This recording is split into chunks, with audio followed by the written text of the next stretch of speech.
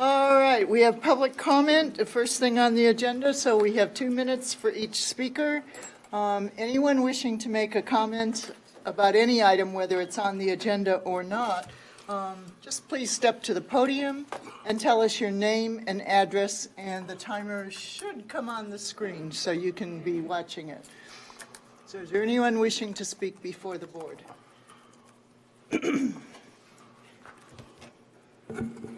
Good evening. My name is Justin Green. I live at 466 Chestnut Street in Winona. The consent agenda includes a resolution to begin the process of building a new county jail by forming a jail construction planning committee and asking the committee to develop a request for qualifications for an architect and a construction manager. Over the past several months, the Jail Advisory Committee has met with the board in working sessions, and we're very pleased that the county board has reacted favorably to the recommendation that the committee made while keeping open an option for a slightly smaller facility. I want to commend the board for the action I hope it will take tonight. As one of you said during our last working group meeting, voting for a new jail is the surest way to guarantee that you won't be reelected. I don't think that's the case, and even if it is, I still commend you for your courage. It's clear to the JAC that a new jail is the responsibility of the community.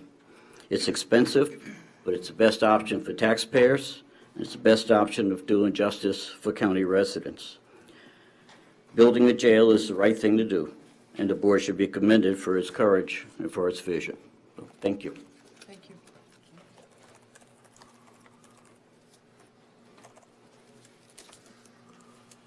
Good evening. My name is Rita Young. My address is 10229 County Road 41, Plainview.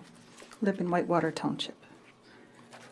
As you review and discuss the USDA dairy census information this evening, it's my hope that you realize the impact that dairy cows have on local economies. You probably already know the numbers. Each cow generates approximately $23,600 per year with value added of $7,300 as determined by the University of Minnesota economists. I don't know of any dairy farmer who does not live and breathe excellent animal care and sustainable environmental practices every single day of their life. Unfortunately, myths and untruths about larger sized dairy farms seem to dictate the atmosphere in Winona County. It's time to open our minds to finding ways we can all coexist together, such as our Wisconsin neighbors have done, whose work with farmers, businesses, and government. They work together to improve the water quality in the dairy-dense karst region of Door County and Kewaunee County. I read an article recently that stated when change happens, we can either embrace it or resist it. Those who are able to evaluate and be receptive to change tend to evolve and grow over time.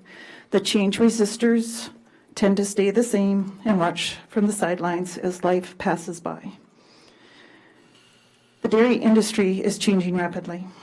Dairy farming is a challenging industry no matter what size your business is. Don't make farmers in Winona County watch from the sidelines as the industry moves forward without us. Make it a great day to live in Winona County by working together to resolve concerns instead of just resisting change.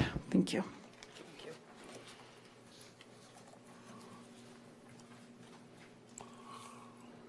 Is there anyone else wishing to speak before the board? Please come to the podium and state your name and address.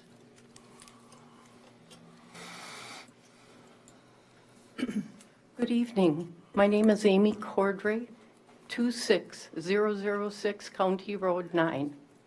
And I am here to support the animal cap at the current time. But if there is going to be discussion involved, I think what there needs to be is research, objective research. I think discussion is one thing, and research and facts and making decisions based on that is an entirely different matter. So it's wonderful we all speak up, but I don't think that should be a deciding factor. As far as the amount each cow brings in, I was amazed, $23,000, something like that. However, for every gain, there is a cost. And each cow has a cost to our community. And I think knowing where we are with nitrates, I think we understand those costs. Now, if we were to all have to put in reverse osmosis filters, then we would clearly understand the cost. And if our nitrate rates keep going up, that's what we're going to be looking at. And there are many of us that will never be able to afford those costs. So please remember, facts, not discussion, and then costs as well as gains. Thank you.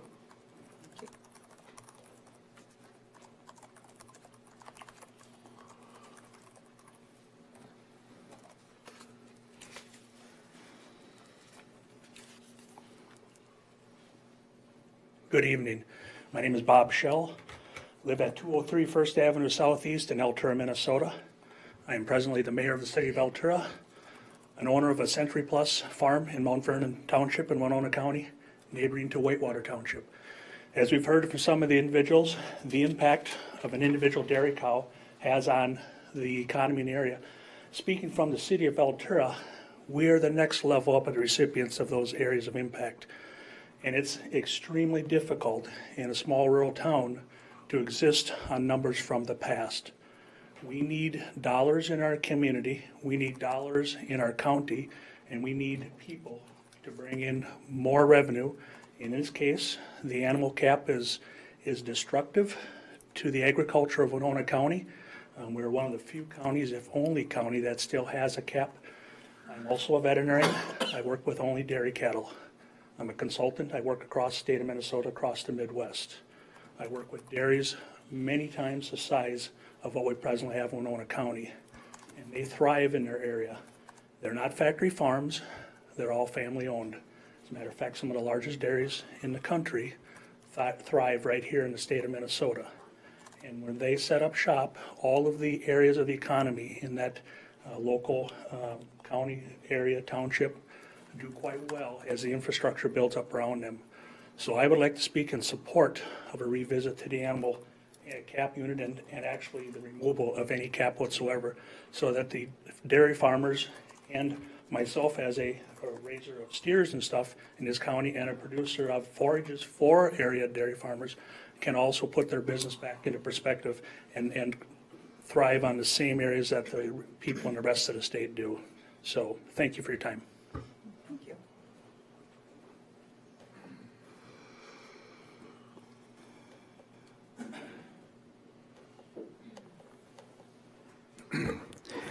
Good evening. My name is Rich Mykroot. I live at 1355 Grandview Court in the city of Goodview. Economic development has been my life for quite some time in the last few years. I think we really need to be cognizant that agriculture is our #1 economic driver in the county of Winona, outside of probably the city of Winona industry in the city of Winona. The animal cap does not need to be studied. It has no purpose. The original intent of that animal cap is not effective, because #1, your large dairies that are being restricted by the animal cap are highly regulated and they follow the rules. The issue that you have now is the smaller dairies that fly under the radar, and they are do not have the controls and have to follow the regulations. It is my belief that if we're going to keep our economy strong, we need to get rid of this animal cap, let the industry grow to the level it needs to grow to survive. If these people want to shut down agriculture, they're doing a good job at it. And if we have budget constraints right now, and the farm equipment dealers and all the support for our agriculture industry go out of business, believe me, you're going to have a lot of budget issues. Also, some of these people believe that they're representing the majority of people. That is not true. The silent majority is starting to wake up, and watch out when it does. Thank you.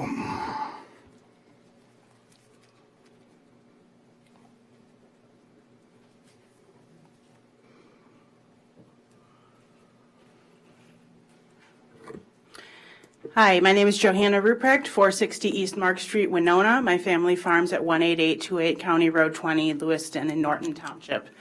There's been an awful lot of misinformation said here tonight.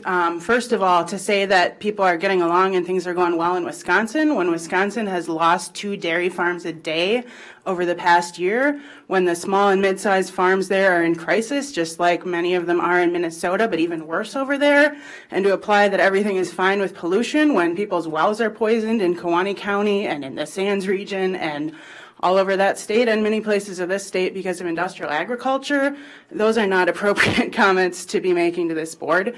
And to imply that smaller dairies are somehow getting under the radar without regulation and are the ones causing all the problems, it just mathematically doesn't make sense. The more cattle you have in one place, the more manure you produce in one place, the greater the risk there is for catastrophic harm to the water, not to mention the harm to the air that people breathe, the other impacts on neighbors' quality of life. The purpose of the animal unit cap, there are several purposes. One is to help small-scale farms, obviously, but it is also to protect all residents of Winona County from having to deal with the pollution and harm that is caused by industrial-scale factory farm agriculture.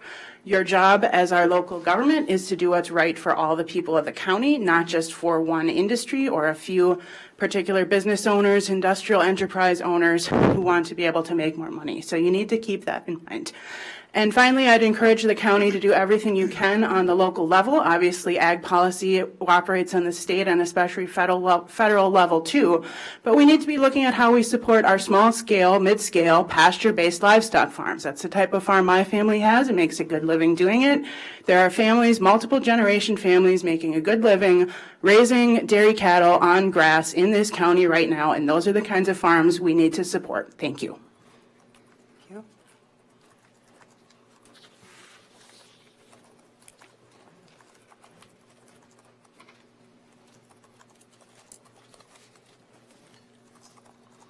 My name's Becky Clark. I live at 18635 County Road 114 in Rolling Stone, Minnesota. I dairy farm with my dad, and I just, there's no need for this animal cap unit.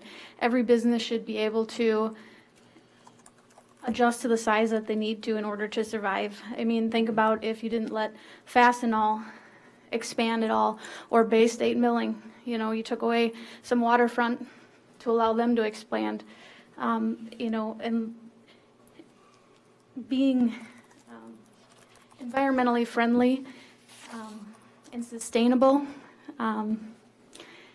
Larger dairies can do a really good job. There's a lot of new technology coming out that can allow zero waste. I think Tom Vilsack said in 2025, he thinks our carbon footprint is going to be zero. But all of those things take that new technology to implement, takes money, it takes families working together, it takes neighbors coming together and sometimes having a larger facility to be able to afford these new technologies that are environmentally friendly. And I think if you don't allow Winona County to grow and to be able to afford some of these things, you're just not going to have agriculture. Thanks. Thank you. Thank you.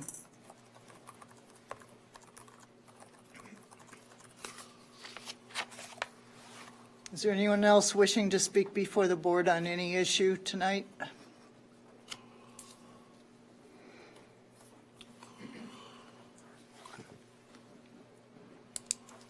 Cliff Thompson, 27498 County Road 29, Lewiston. I'm a dairy farmer and I support removing the cap on any animal numbers. It's not necessary. It hinders the industry. And they talk about water pollution. There's a spring that comes out behind my barn, and they did a test on it. The water coming out of there, they couldn't tell if it was 5 years old or 50 years old. Well, we know the practices 50 years ago were quite as good as they are today. I think our practices are way more advanced than what people give us credit. And I think we do a very good job of keeping the pollution down. And everybody says it's pollution. It's not pollution. It is a solution for the manure. It's the crops that grow on that. It's not polluting it. So, thank you. Thank you.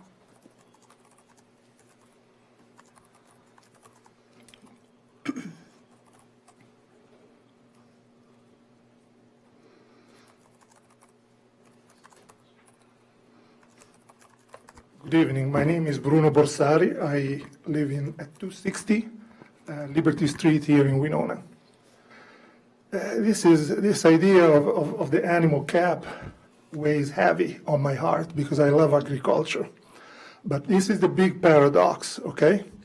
I don't think that increasing the opportunity to add animals to already medium-sized, large farms is going to resolve the issue, because this is like an economic treadmill that unfortunately I find farmers have become hooked to. And so as we are competing on the global market and as it becomes more and more challenging to say, no, this is the scale of production that is good for me, that is good for the county, that is good for my community. So here is the dilemma. We can expand this confined animal farming operation, but also we need to keep in mind that the weather is not following the patterns that was following a few decades ago. Look what has been going on, for example, on the coastal United States. Just an example, North Carolina, lots of intensive animal farming operation, turkeys, pigs, chickens, when hurricanes hit. This kind of events now are not happening statistically in terms of hundreds of years. They're happening with more frequency. So to me, this should be looked as an opportunity to redefine what Winona County wants to be as a farming community. I'm not in favor of supporting it, but I think that the key to this dilemma is diversification. We're losing diversification, so can we make diversification a marketable, viable, economically sustainable activity? This should be the fulcrum of the whole problem here to look at. Thank you. Thank you.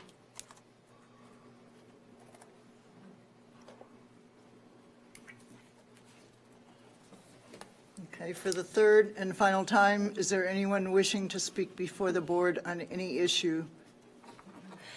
Madam Chair, I received 2 emails that I would like to read into the record. These people were not available to attend the meeting tonight. So if I can do that. I need copies.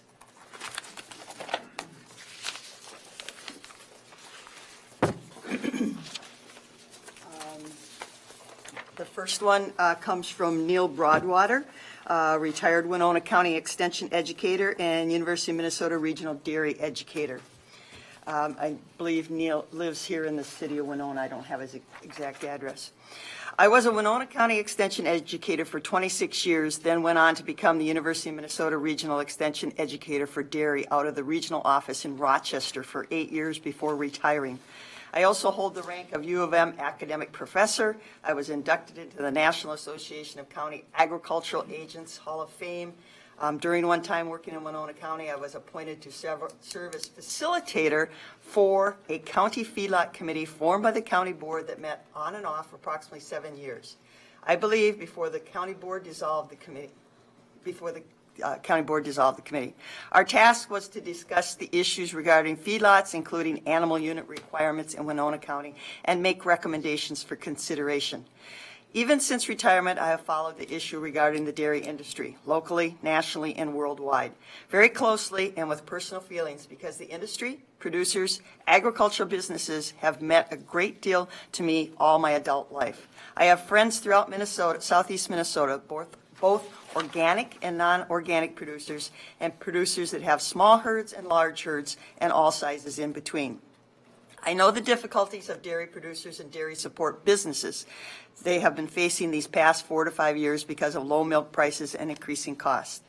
I'll skip down.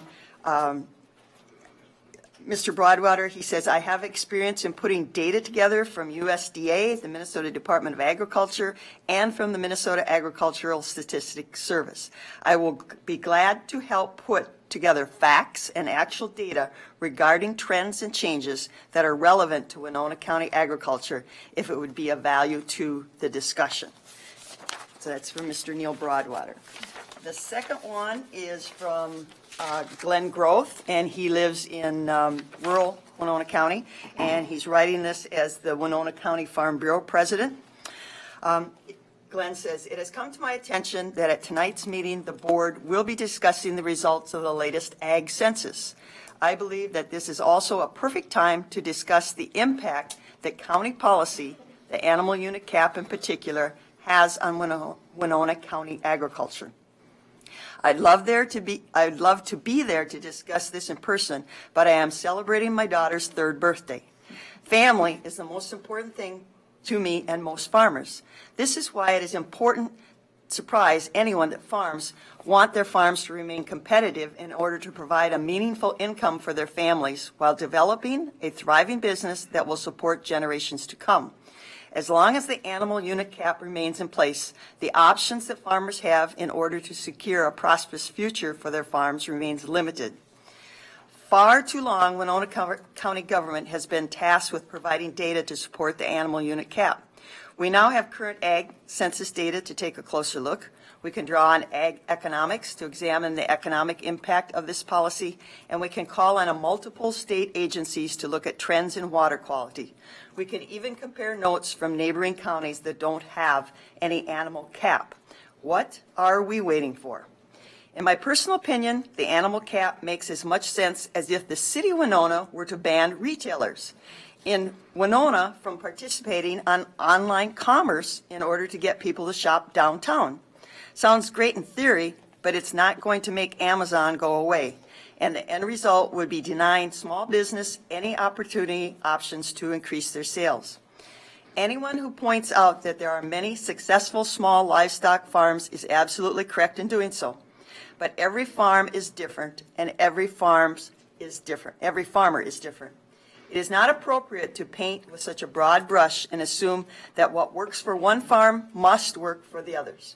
Our family farms need to be able to compete in a global agricultural economy, and for some, growing beyond the 1,500 animal unit cap is the best way to do that. Thank you, Glenn Groth. So I want to put this into the record. Thank you. Thank you. And thank you for providing copies. Yeah. Okay, that closes our public comment speaking period. I'd ask for approval of the county board minutes from July 9th of 2019. Move approval. I'll second. Okay, we have a motion to approve the minutes by Commissioner Jacobs, seconded by Commissioner Meyer. The minutes are on page 11 if anyone's following the agenda. All those in favor of approval of the county board minutes from July 9th, 2019 signify by saying aye. Aye. Aye. Opposed? Okay, we have approval. Thank you. Consent comments and approval of the agenda. Mr. Fritz. I have nothing to change. Commissioner Ward. I have one announcement, please. Okay. Commissioner Meyer. Nothing for Okay. me, but thanks. I have nothing. Commissioner Olson? Okay. Commissioner Jacob? One board report, please. And Attorney Selleck. Nothing for me, thank you. Okay.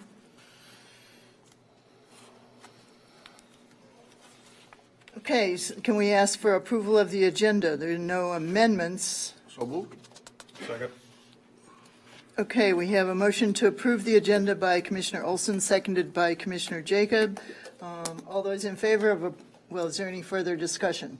All those in favor of approval of the agenda signify by saying aye. Aye. Aye. Opposed? Okay, the agenda is approved. Mr. Fritz, can you read the consent business into the record, please? Bear with me, it's a little bit long today. Yes. Excuse We me. have department recommendations. 5.1, approve lease with Winona Mall. 5.2, approve resolution to relocate deputy registrar office. 5.3, approve license center future relocation and purchase quote from Schmidt Goodman. 5.4, approve resolution authorizing next steps in the jail planning process. 5.5, approve goals and strategic plan revision. 5.6, approve recommendation to appoint community services director. 5.7, approve agreement with Sidekick Inc. 5.8, approve LG 220 gambling application for exempt permit Friends of Ridgeway Fire Department. 5.9, approve Minnesota Department of Natural Resources agent contract. 5.10, approval of temporary 3.2% liquor license Ridgeway Volunteer Fire Department. 5.11, approve resolution and LG 214 premises permit application Lewiston Volunteer Fire Company. 5.12, approve resolution of LG 214 premises permit application Country Climbers Snowmobile Club. 5.13, approve monthly resolution. 5.14, approve purchase of service agreement for semi-independent living services with Legacies LLC. 5.15, review and approve updated data practices policy. 5.16, approve amended non-union wage grid 2019 to 2021. 5.17, approve 911 phone system contract with CenturyLink. 5.18, approve resolution declaring a state of emergency. 5.19, approve resolution for emergency repair of roads and bridges. And 5.20, confirm payment of disbursements. That concludes the consent agenda. Thank you. Commissioner Wood. Madam Chair, I just have one comment to bring the attention to the board and the public. 5.17 was approve a 911 phone system, and I know the sheriff's office was part of this. This is just a great example of working regionally to save money. So this was, we talked about this at our Emergency Communications Board, which I sit on representing the county, and there are sheriffs and there are dispatchers and everything. And so we were looking at replacing a phone system that's outdated, and through 10 or 11 entities that they all change, we negotiated a price that was actually $88,000 cheaper than if we had basically gone ourselves. So it is a great example of collaborating with our neighbors on projects and things like that. So I want to thank whoever worked so hard at the sheriff's department, and I know your dispatchers worked on that, and so I think that's just a great example of how we can work things together with multiple department agencies throughout southeast Minnesota. Thank you. I have a comment on the resolution to declare an emergency also. I would like to thank our emergency department and all of the players that work on that issue. We did have an emergency occur last Thursday in terms of the weather. I want to thank all the people who have gotten their estimates in and are working on taking care of it, taking care of the issues. We did meet the threshold for declaration of an emergency, so that's the action we're taking tonight. So. And we need to vote on the consent business. I move to approve the consent business. Second. Okay, we have a motion to approve by Commissioner Jacob and a second by Commissioner Olson. Is there any further discussion on any of the consent business items? Okay, all those in favor of approving the consent business as read signify by saying aye. Aye. Aye. Thank you. Oppose? Okay, the consent business is approved. Okay, general business. We're moving to page 152 in the amended agenda, presentation of basic emergency management certificate. So that's another reflection of the professionalism of our emergency planning department and management department.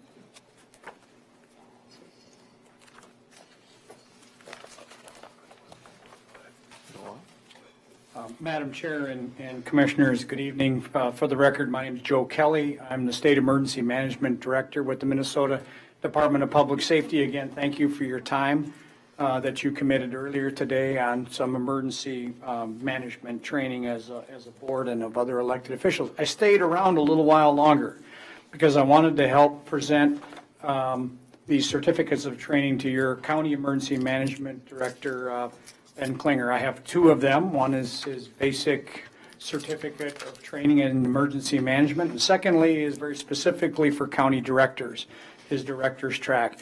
These two pieces of paper, which look pretty light, represent more than 265 hours of training, both independent study and classroom.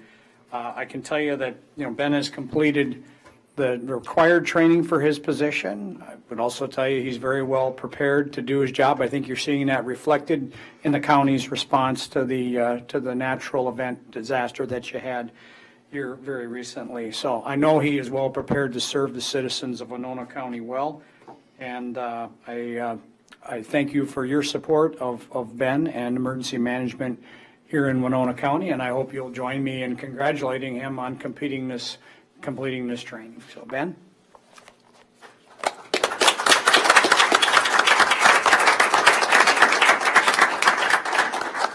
Thank you. When I said this was an indication of the professionalism, I'm not sure how Ben has fit all of this in. I know he has a busy family.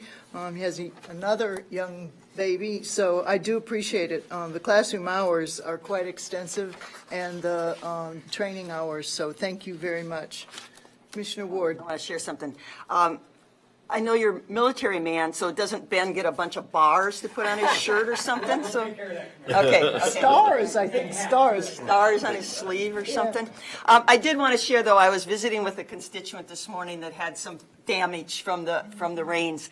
But he did comment, it was rather abrupt. He got a phone message at like 1:30 in the morning or something. His phone rang, alerting him to a potential flash flood. So initially, he was alarmed, but then he felt reassured that somebody was watching it. And then I think somebody from the sheriff's office came in and checked on them, and then I think Ben himself maybe called or stopped by.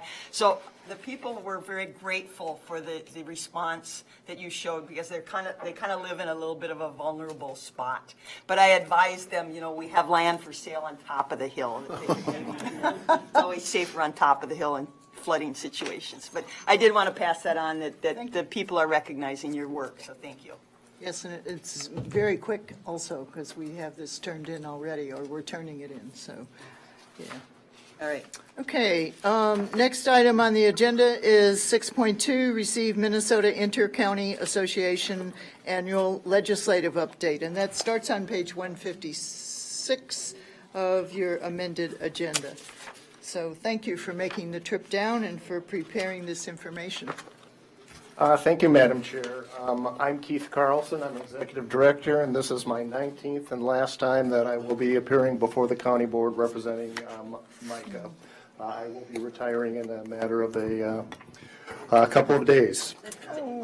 With me this afternoon, evening is Nancy Selesky, Steve Novak, and Carly, who will follow me to the podium. Then I'll have some closing comments, at which time I will be introducing my successor.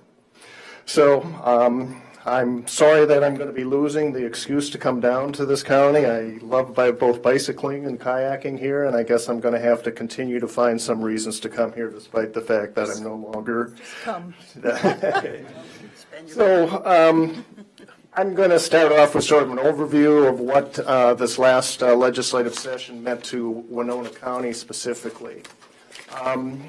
This was a good session for counties in both the general property tax aids area and the human services area, as Nancy will relate. And then we did come up short in the transportation and corrections area, which Steve and Carly will cover. But one of those changes that was to the benefit of Winona County, as well as all its fellow counties, was an increase in the county program aid formula of $26 million for 2020, increasing to $30 million in that subsequent year. The estimate for 2020, what that means for Winona County, is you will receive an additional $212,000. We did have some both good news and bad news in the county cost share area. We do have a new cost share in the share that we have to pay for the supervision of civilly committed sex offenders who are provisionally discharged into the community. But more than offsetting that, once it goes into effect, are reductions in some of our cost shares for the chemical dependency behavioral health area. We dodged an increase in our costs for what was proposed to be a state-paid sick leave or family leave program. That I think is good news.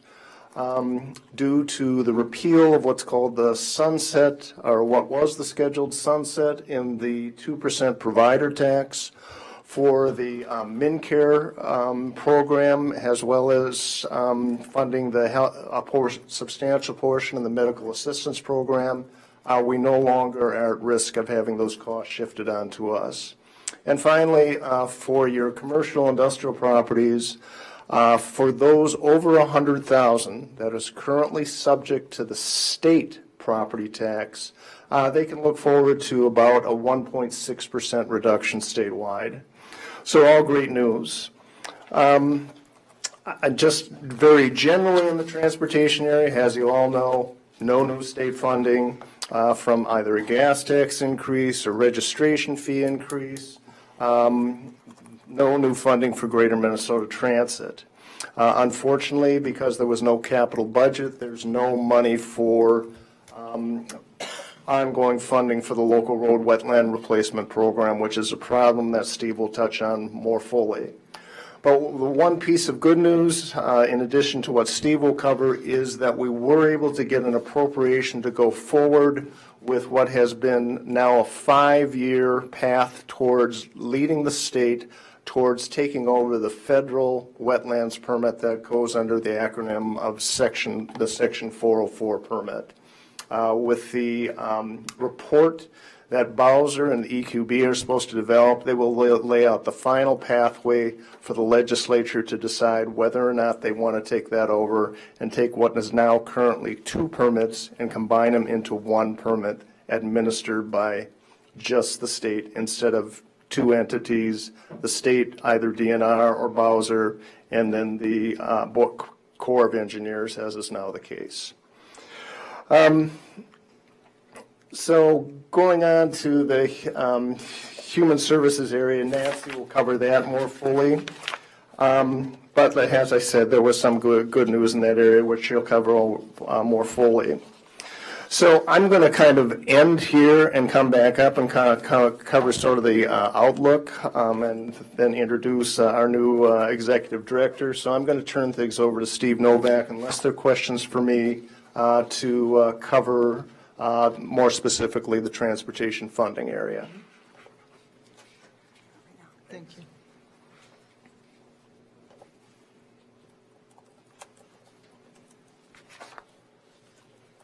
Madam Chair, members of the board, always nice to be on Winona.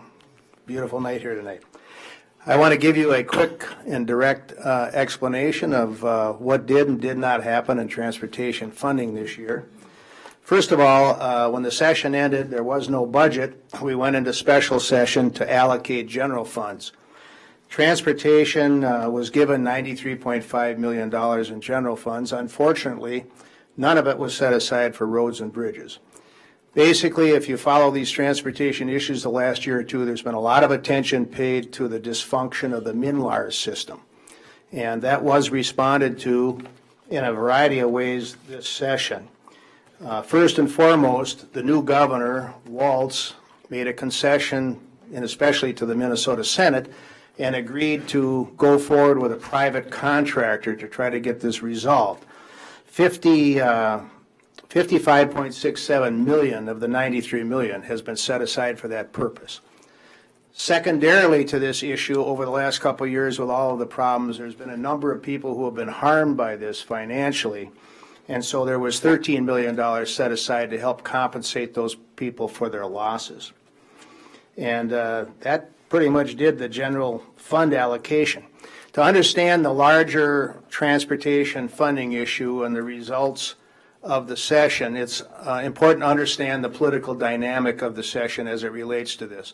We had a new governor, Walz, along with a new majority in the House who had campaigned on increasing the traditional sources of revenue for roads and bridges, gas tax, tab fees, that sort of thing. The Minnesota Senate's majority stayed in place, was not up for election, and they basically were referring and responding back to the work they had done in the 2017 session, where they made the argument that we really should be shifting general funds to help pay for roads and bridges.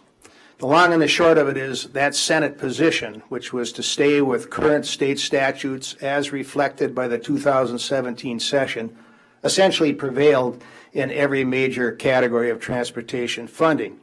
As Keith said, that meant no gas tax, no tab fee, no metro sales tax, and no bonding bill.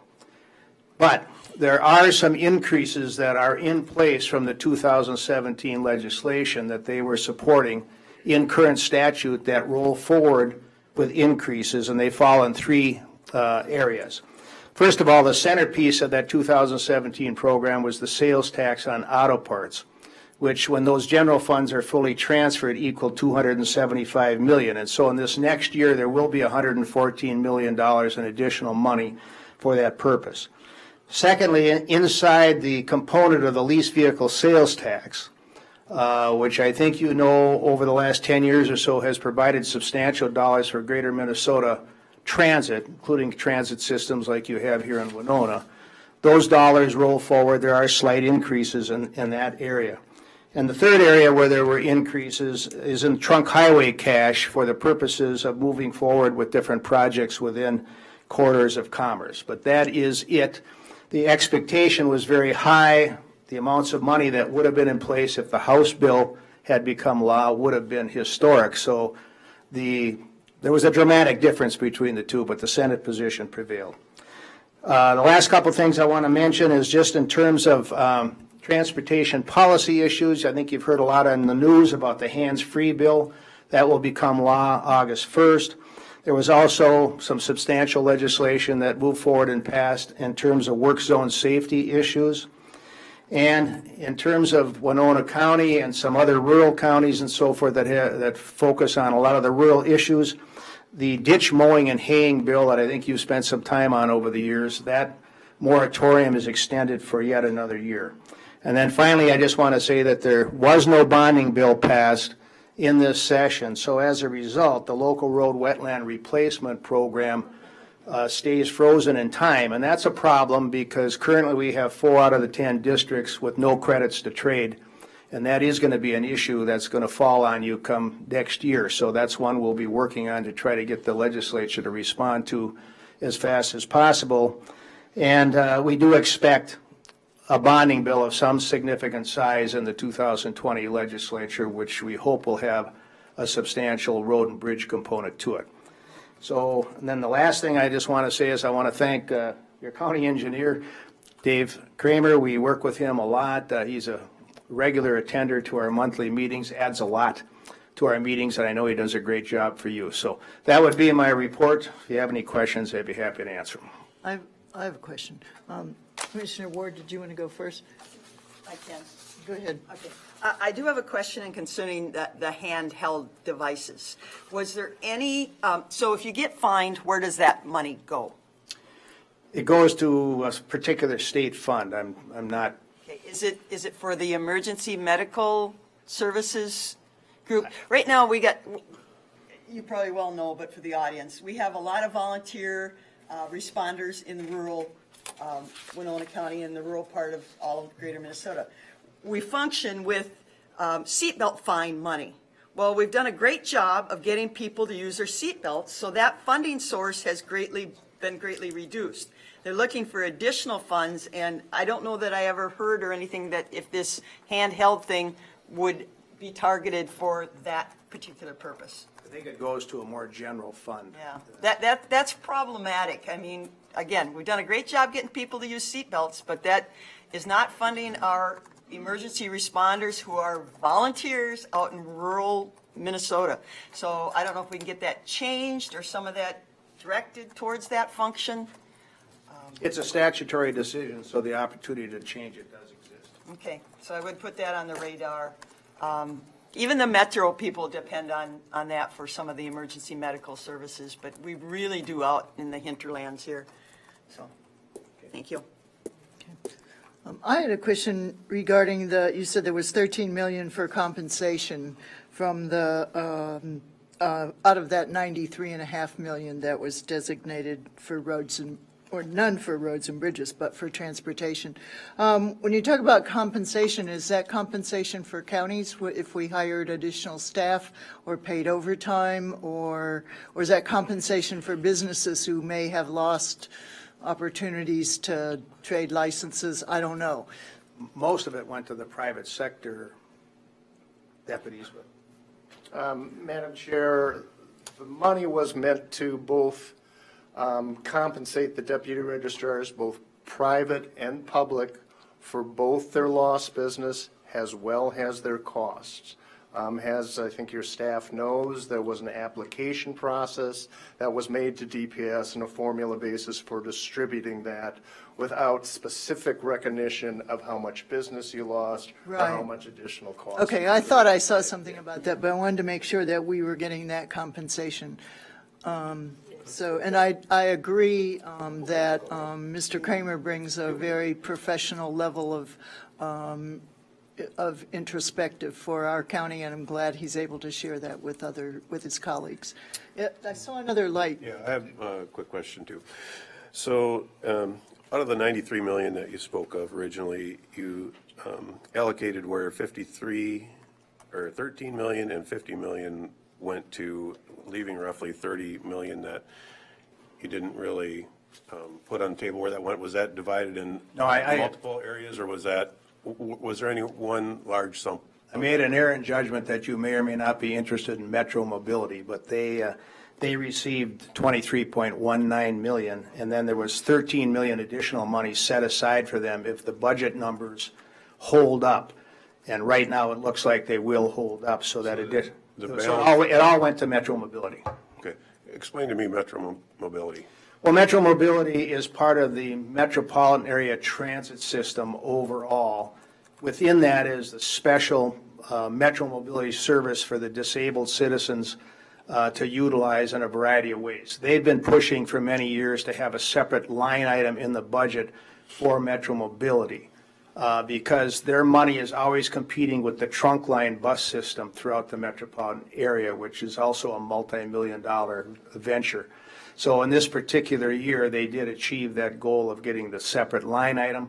That line item was funded out of this general fund money at 23 million for fiscal year 20 and an additional 13 million for fiscal year 2021. Frustrating that none of that makes it Greater Minnesota. That is true. However, as I mentioned earlier, there is money set aside annually out of the leased vehicle sales tax from revenues that are generated by that source, which has grown exponentially over the last decades, become a substantial source of revenue. And that money is split essentially, well, it was until 2 years ago, split 50-50 between Greater Minnesota Transit and the 5 suburban counties in the metropolitan area for roads and bridges. The changes that were made in 2017, which brought in an additional $32 million that previously had stayed with the state, that came in to grow that pot of money in leased vehicle sales tax. And there was an additional program of local bridges that was put in.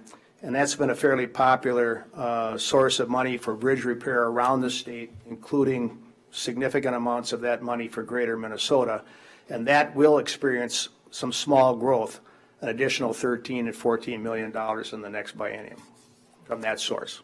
Thank you. I have a question either for Mr. Fritz or Mr. Moga. Since we lease vehicles, do we pay that lease vehicle sales tax? Good question. I don't know. It's like we're paying tax. To ourselves. Yeah. Well, that happens in a number of situations with the state. Yeah, sure. Madam Chair. We lease a fleet from Members, there are actually 3 different taxes on leased vehicles, depending on whether you're talking about short-term or long-term leases.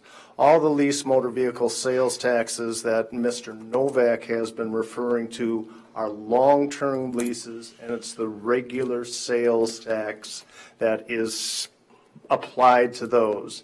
Unlike the sales tax that is applied to purchased automobiles, which is constitutionally dedicated, the tax that's applied to the leased long-term vehicles is not constitutionally dedicated. It is statutorily dedicated in the way that Mr. Novak basically enumerated between the suburbs, Between Greater Minnesota Transit, the two of them get the lion's share, and then the other two areas are for the bridge rehab and rehabilitation program and for the trunk highway system. So in other words, we need to tighten our belt this next year. Madam Chair, other than the sales tax increase that Mr. Novak went through, there is no new dollars in there for transportation for the county. You will receive a modest amount of increase in your county state aid because of that increase.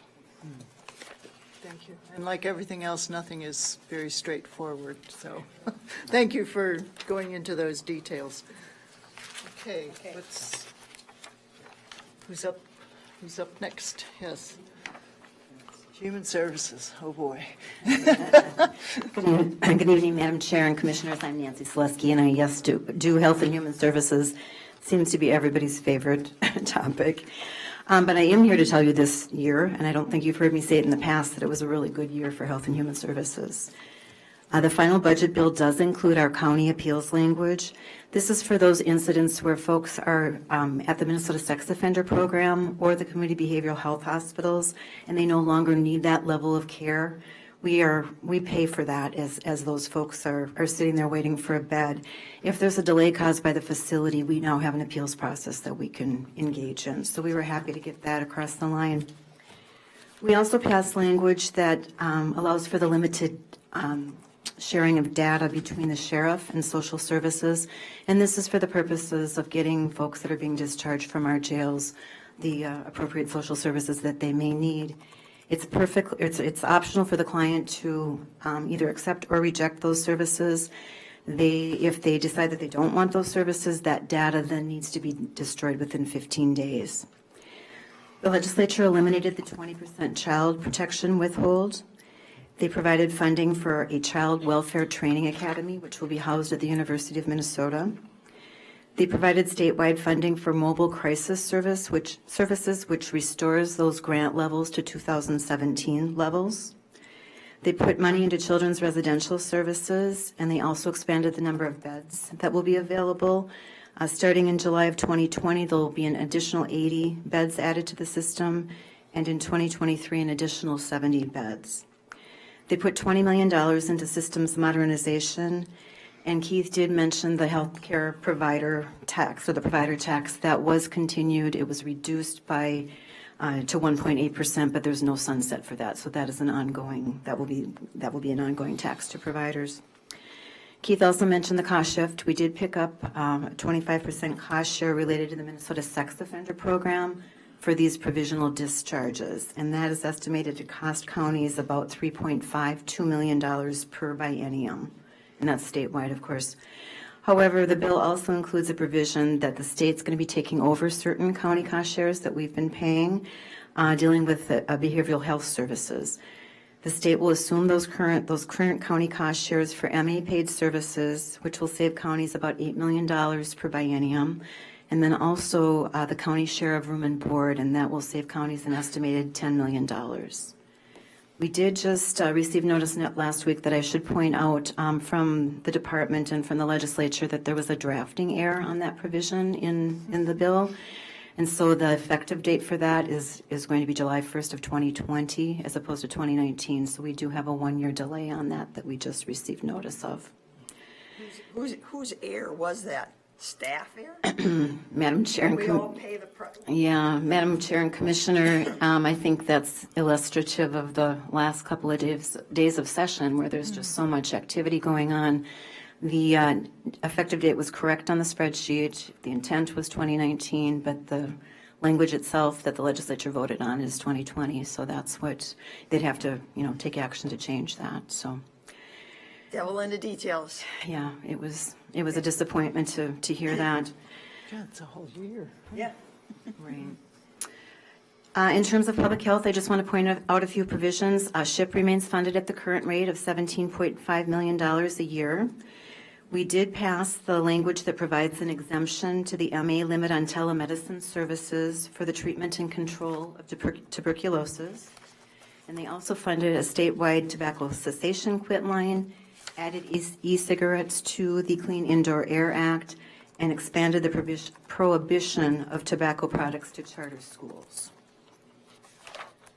Couple of standalone bills I want to mention. Governor Walz earlier in session signed our bill that deals with technology. This requires Minute to provide opportunities for local units of government to weigh in as new software is coming online that counties and other local units would be primary users of. Also, the opioid prevention bill did pass. That was about a 3-year process, and under the new law, $42 million will be collected through increased fees on drug manufacturers. That's per biennium. Of that, 16.3 will go to counties and tribal social service agencies to provide child protection services for those children and families who are affected by addiction. And another $16.3 million will go out in grants, which will focus on front-end services, prevention, education, training of prescribers, et cetera. Just want to mention a couple things that did not pass. There was language that the House was included on the House side that would have expanded home visiting. That did not make it across the finish line, nor did the expansion of local public health grants. T21 is everywhere, as you know. That did not, that's raising the tobacco age, of course, to age 21. That was not included in the final bill. And finally, Governor Walz and the House did have a proposal to expand Minnesota Care under the so-called One Care buy-in program, and that was not included in the final bill. With that, I would answer any questions. I just want to do a quick shout out to Karen Stanis from your staff. She is very active at our meetings and is a very big contributor on putting together our platform, et cetera. So I just wanted to make sure that you knew that she represents you very well, not only Winona County, but counties as a whole. Thank you. Yes, we made an appointment tonight for Ms. Sanders. Yes. Commissioner Ward. Of course, reading the newspaper, and you have to read in between the lines and around the lines. Lots going on at key administration, especially in the Department of Human Services. So do you have any insight? What the heck's going on there? People resigning, and then they're unresigning, and Madam Chair and Commissioner Ward, I don't have any insight. It's amazing. There's 6,800 employees, and nobody's leaking much of anything. It seems that it's just a management style, if you will, and you know, there's other news in the paper this week as well. So I wish I could share more. I don't. Somebody else some other commissioner resigned, Right, right? the Deputy Commissioner Department of Corrections. Yeah. Correct. Okay, all right. It's a tough job. 800 employees In Human Services. in one department. Yeah, Yeah, it's very large. yeah, Hard to manage. yeah. And think of all the staff we have at each county. Yep. And all those salaries, Yep, it's huge. unbelievable. Okay, well, we'll keep reading the newspaper. Yeah. Thank you. Okay, thank you. Thank you. Madam Chair, Commissioners, my name is Carly Stark, and I cover public safety. This year was not great for counties and public safety. First, I'll go through the bills that did pass, but then we'll talk about the funding that we didn't get. First, there was the Ombudsman for Corrections. It was reestablished. The Ombudsman is responsible for investigating complaints between detention staff and inmates and other complaints from detention centers. That does include county jails. However, I have talked to the Department of Corrections, and their capacity may not stretch to county jails right away because, as with most funding, they did not get enough to exercise their full capacity. There were some changes to sexual assault reporting. Victims may now report a sexual assault in any county in the state, which means it's really important for law enforcement agencies to have some kind of process for referring these sexual assault reports to the correct jurisdiction, because if it is charged in the wrong county, then you may not get a conviction. There was a tele-CPR bill, which requires that dispatchers, 911 dispatchers, be trained in administering CPR over the phone. So someone will call into 911 and the dispatcher will guide them through doing CPR. For smaller counties, if they are unable to have that dispatcher stay on the phone, for example, if you only have one dispatcher on at a time, they can create protocols for transferring that to a dispatcher that is trained. So that's going to be effective across the state.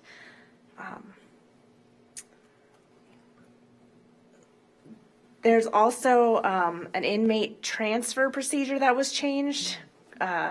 Prior to this session, if you were transferring an inmate more than 100 miles, you would have to have someone of the same sex transporting them, which means generally women are taken off the road to do transport a lot.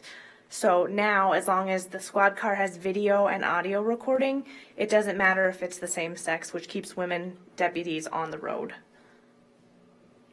The Disaster Assistance Contingency Account, which is important for counties experiencing flooding, was refunded, or more money was put into it. There was $20 million appropriated for that in the transportation bill.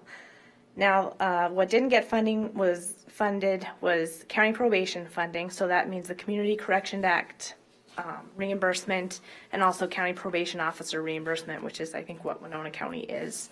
So I'm working hard to try and fix that this year, and I'm also working with the Association of Minnesota Counties to try and find some kind of funding formula so that there's a more stable funding for county probation. The other disappointment was that there was no local emergency management grants. However, the grants were in the budget until the very last minute, and that is farther than those grants have gotten before. So I'm hopeful that in the years coming up, we can get some money for emergency management grants. And thank you. Are there any questions? Thank you. Thank you. Madam Chair, I'm just going to quickly close up here before I introduce our new executive director. Just some observations of what the legislature has left behind for us into the future in terms of the budget decisions they've made this year. By law, they have to both identify their expenditures and revenues for the current biennium that began on July 1st, and also project those out as to their impact in the subsequent biennium that will begin on July of 2021, which is the third column from the right-hand side of this.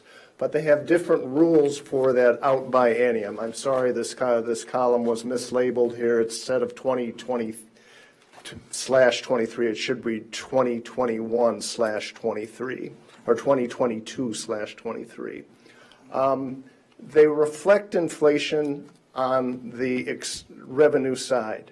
They do not, under their rules in that out biennium, reflect inflation on the expenditure side. As a consequence, they're not recognizing, if they maintain a current services budget, the cost of their programs in that out biennium that they do project would cost about $2.7 billion. The problem is, under the budget scenario they've created with the expenditure and revenue decisions that they've made, they don't have enough resources to fund that. They did get a piece of good news in that revenues were over forecast for the fiscal year and biennium that just ended on June 30th by over $600 million. So that gave them a cushion. So this amount down in the lower right-hand column that now reads $153 million to the negative, that's how much they're going into the fund balance under current projections without including inflation on expenditures. That was over $550 million. Unfortunately, the reality is that the windfall they got from that $600 million, they are likely to spend a substantial portion of that in the 2020 session. If they do that on a one-time basis, it's not going to be so bad, but if they do that on a continuing basis, we'll be in exactly the same situation, that there will be a $550 million dipping into the fund balance to meet the expenditure level in the next biennium, even before you consider inflation. The import of that is that the current expenditures and revenue forecast does not reflect any recession. What we know is that the economy is slowing, and what all economists will tell you is that at some point in the future there will be a recession. This changes or issues that I've just went through makes us less prepared to deal with that recession should it occur. With that, I'm going to conclude, and I want to introduce Matt Mossman. Matt, if you could stand and just, if you can entertain just a short introduction of himself, and then we'll conclude. Good evening, and I had the opportunity to shake all your hands beforehand. So, very pleasure that the executive board and your board of directors has had the confidence to hire me. I'm new to this position, but I'm not new to the discussion. Just a few quick highlights to give you some of my background. First of all, I'm a native of Caledonia, so this is a part of the state that I grew up in and love, and so I will continue to get down here not only to meet you and to see you, but to just be down in this part of the state. Very briefly to some things that you've talked about tonight and that are relevant. Starting in about '99 when I moved back to Minnesota, I cut my teeth, so to speak, on being a fiscal analyst for the State House of Representatives in property taxes, motor vehicle and transportation taxes, local government aids and that sort of thing, including helping write the county program aid formula that you currently still are funded under with some adjustments. So I have some familiarity and history with a lot of those things. Subsequently, later, I was chief budget analyst for the state senate, meaning to help the state senate put together the overall state budget covering health and human services, education, all of the areas of the budget. And despite the conversations about commissioners just recently, I was commissioner of the State Department of Administration for the last 4.5 years. So that's a very high, a few other positions in between, including Deputy Commissioner of Revenue in the previous administration. So that's a bit about my background, and I'm very excited to be in this position. Look forward to working with you in the future going forward. So thank you. Thanks. Thank you. You're welcome.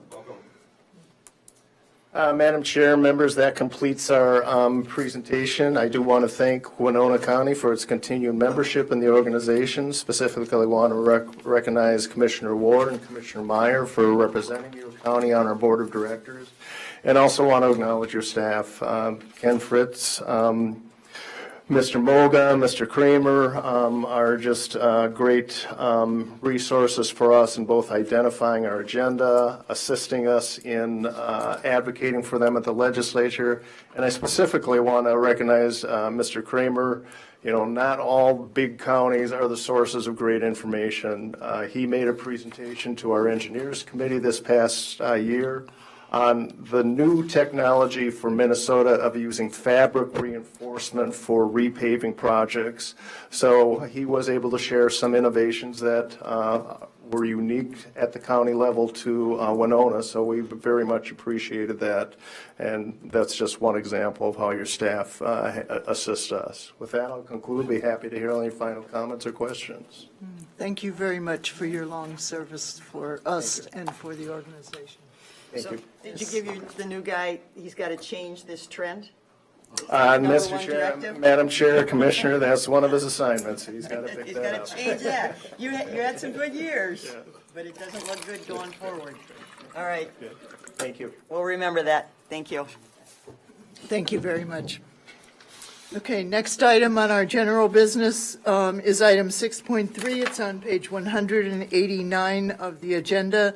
This is dealing with the presentation for the 2020 to 2029 draft 10-year work plan for MnDOT District 6 Planning Office. So we're pleased to have you with us. Thank you. Thank you, Madam Chair.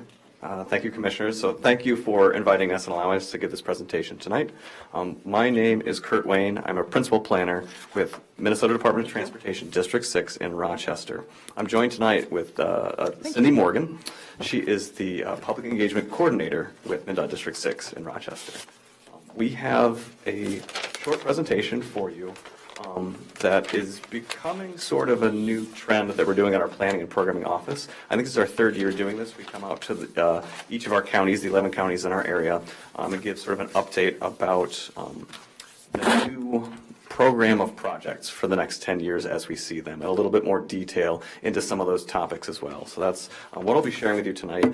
Cindy was just able to pass out some paper packets too, because we do recognize that sometimes it's a bit difficult to see the maps and the presentation either on the screen, and sometimes the labels can get very small. So we wanted to give you, again, a packet. This is for you to keep. And I will say, too, you can follow along with the presentation on the packet if you choose, as well as the packet itself has a couple of extra, we're calling them kind of one-page items that aren't in the presentation. So you'll find some information about reduce conflict intersections, for example, as well as something called Advancing Transportation Equity, which is a study that different districts within MnDOT are kind of phasing or going through for the next couple of years to understand sort of the populations we serve better. So with that, I'm going to check out the clicker here. Let's see how we're doing. Okay. So again, for tonight, I wanted to cover just a few topics. And if you have questions at any time, you're welcome to ask at any time. You can interrupt me. That's fine. There'll be a little bit of time for questions at the end as well. But we want to talk about some of the changes that have happened on funding projections for our 4- and 10-year plans. So actually in your last presentation, you got to hear a little bit more about funding at the legislative level for transportation. This presentation will be more about how do we as MnDOT, the agency, deal with either the new laws or rules or lack of new laws or rules in terms of how we try to fund highway maintenance and preservation and the highway system for the next 10 years. We'll also talk a little bit about some of the major projects or future projects coming up, as well as the bullet point at the bottom there, a little bit of extra information for you and your constituents about ways that you can stay connected, stay informed with MnDOT processes and projects. So I wanted to start, I'm starting with a couple graphs, a couple slides, but it's a good intro to how we at the district think about funding and our funding targets and the funding that we receive for the state highway system. So in this graph, this is a comparison graph between the dark blue bars being what it is that we say as a state agency, so statewide, what are the targets we'd like to hit in different areas of District 6 planning and programming and the highway construction and reconstruction system over the next 10 to 20 years. And then the green bars are sort of the comparison. What is it as us, District 6 in Southeast Minnesota, how do we respond? How do we take our discretionary funding and try to match those targets? So each of the bars, the x-axis there, that's in millions of dollars there, and it's over a 10-year period though. So the main thing I want to point out with this graph is in trying to meet the targets that we have in different areas of spending, what we as a district try to do on an annual basis, and we were able to do it this year for the next 10 years, is save some money in terms of project delivery, the nuts and bolts of being able to bring a project to construction, and be able to put that funding into all the other target areas that we see. So that's kind of the main point of this graph and this slide. The other graph I want to point out is some of the farther years away. You'll see that we're looking at years 2024 through 2029. This is a graph of what we think we will take in as a district for funding for both our national highway system and our non-national highway system. And so the top bars, the dark blue bars, show the funding that we think that we will receive as revenue to do construction on the national highway system, meaning the interstate highways, also many but not all of the U.S. highways as well. The green bars below that are a little bit more our discretionary funding, and that is for essentially all the other state highways to be able to fund roads and bridges and the construction we need to do to maintain the system on those highways. And as you'll note, the big difference there is the blue bars fluctuate quite a bit from year to year, and that has to do with the variability of projects and project size between districts, some of the other greater Minnesota districts as well as Metro District in the need for funding, while the green bars on the bottom, they stay relatively the same. That's about how much we get to do kind of the rest of the work we need to do in the construction program. So the bridge project that we've just completed was probably the dark blue bar. I believe so. I'd have to check on that for you for sure, but it would be something like that. That yes. would be some of that fluctuation. Yes. Okay, thank you. Exactly. That's the very correct way of looking at things. Sometimes the total amount of money that our district will receive for construction can fluctuate a lot in a particular year to year because sometimes we have major bridge projects like the Winona Bridge project, where other years we don't have that, but other districts do. So yes. But you're not, is there any factor for inflation or cost of materials increasing? Or is this just... Short answer, yes. These are revenue projections, and so therefore projections for the funding that we will receive from the state office as a district. So inflation factors are a part of these forecasts. So that's why just a little bit each year you see kind of the revenues as well as kind of the need goes up. It creeps up just a little bit. I think inflation's built into there. We've learned that state government doesn't deal with inflation accurately in my Gotcha. opinion. So I guess if you're staying the same, you're falling behind. It's true. You're actually, you're cutting ahead a little bit. That's kind of my message in a few slides here, but yes. Sorry. Right, you're understanding this well, I would say. One other thing I wanted to point out about this graph too is that the red dotted line is where the projections for those sets of about 5 years, where we thought we would be last year. So this means that the revenues projections have changed a little bit. We're looking at actually a little bit less money per year in our district for that discretionary funding. So that leads to the question of why the funding change. There's a long answer, but I'm going to try to give you the short answer. The MnDOT bases its long-range planning of projects on a 20-year revenue forecast from something called MNSHIP, which is like our 20-year plan. It kind of sets policy and direction for the whole state agency. So each year, we revise the forecast for the next 4 years and then subsequently the next 10 years based on recent funding budgets and anticipated annual increases. This year's forecast, the revenues in some of these further out years, it changed, and it changed significantly. So MnDOT revised level of funding anticipated in those 2 years you see there, 2022 and 2023, and this had an added effect of also changing some of the numbers in 2024 to 2029 as well. Again, projecting and revenue forecasting is definitely not an exact science, and there's a lot of factors that go into it, but this was sort of the result of this year's sort of forecasting. What the result of this was is that MnDOT had to move some of our projects into different years. We recognize that the need is still there to do a certain project in a certain time frame in terms of the pavement needs rehabilitation, a bridge needs work, those sorts of projects. Some of them had to be moved back a year or sometimes more than 1 year. So as I kind of try to demonstrate in this example graph here, a project in fiscal year 2022 that we thought we would be able to do then, we might have to push back into 23. And it kind of starts a domino effect. And sometimes that's why you'll see in a lot of our program over the next 10 years, you'll recognize some of the places where there will be projects, but some of the years have changed. So in addition to that, we had our materials office look at some of the new pavement priorities and pavement projects that we hope to do in the next 10 years. And there was a little bit of a shuffling based on new information gathered on pavement condition. So you may also see that some projects moved multiple years, and sometimes they were even maybe accelerated a couple of years closer to the present because of sort of new information gathered and our materials office saying, we think there's a stronger need here to do a project sooner or a different type of project here. So there's a little bit of that into the maps themselves. Any questions so far about sort of the funding and some of our program changes? Okay. This is the point of the presentation. We will look at the maps now. So on the right side of your packet, there are 3 maps. I think these are in order. The first 2 maps, I'll go one at a time here. The first map is a look at our next 4-year program. We call this the STIP, or State Transportation Improvement Program. The reason we look at just 4 years out first is these projects are what we call programmed. So not only are they planned, we are developing them as projects for road construction. We also can identify where the funding sources are, and so we call them programmed. They're much less likely to fluctuate from year to year. They've started sort of the process to construction officially. So this map is a look at our entire 11-county district in terms of the projects that we do anticipate we will see in the next 4 years. The next map is the same 11-county area, but we're looking at now years 2024 through 2029. This is a map showing what we call the Capital Highway Investment Plan, or the CHIP. The difference here is we call these projects planned. We don't know yet exactly what the scope of a project is, how big or how important or how small the fix might be, and we don't exactly know where the funding comes from yet.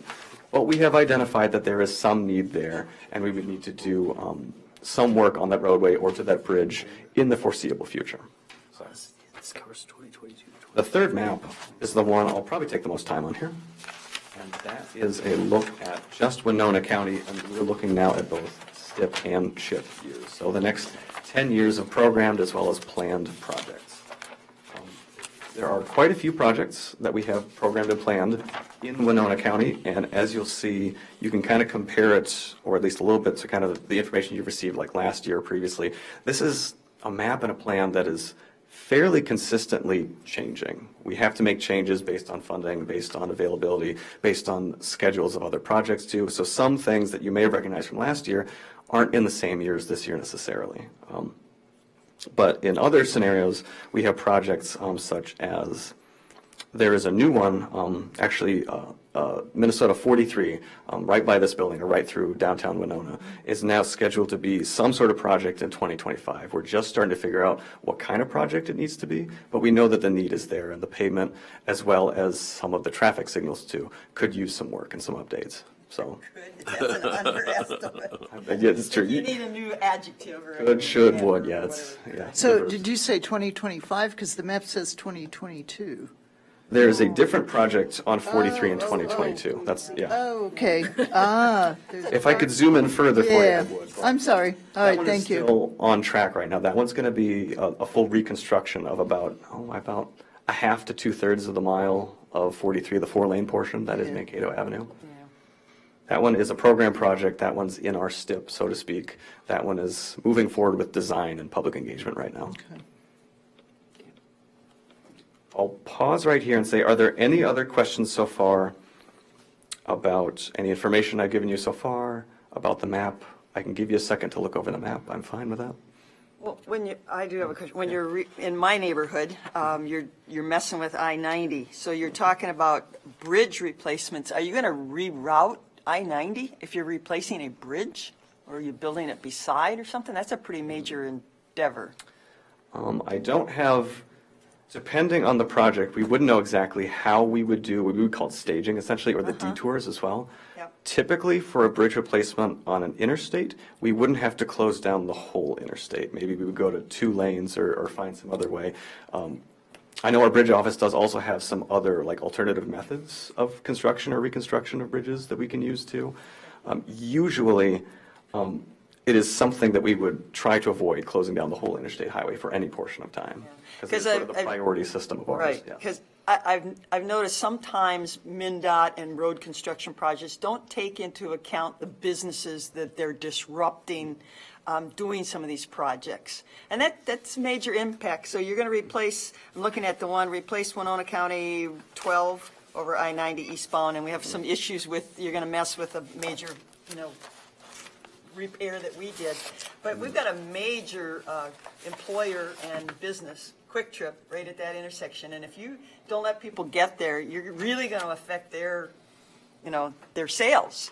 And so I guess, just so when MnDOT does projects to recognize the local, businesses to make sure people can access them and identify that there is importance there, I would.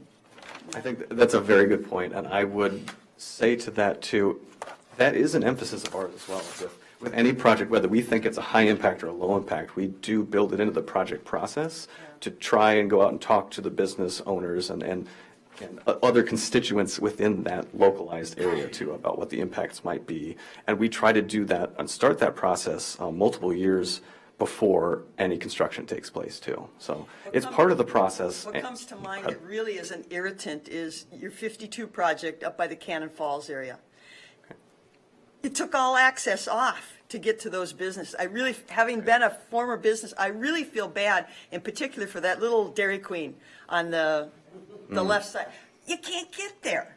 And I mean, I'm sure it really impacted their bottom line just by changing the roads and the access. I mean, I feel for them. And so sometimes I think these road projects really disrupt the local businesses. So that's just my point, is don't mess with them too much.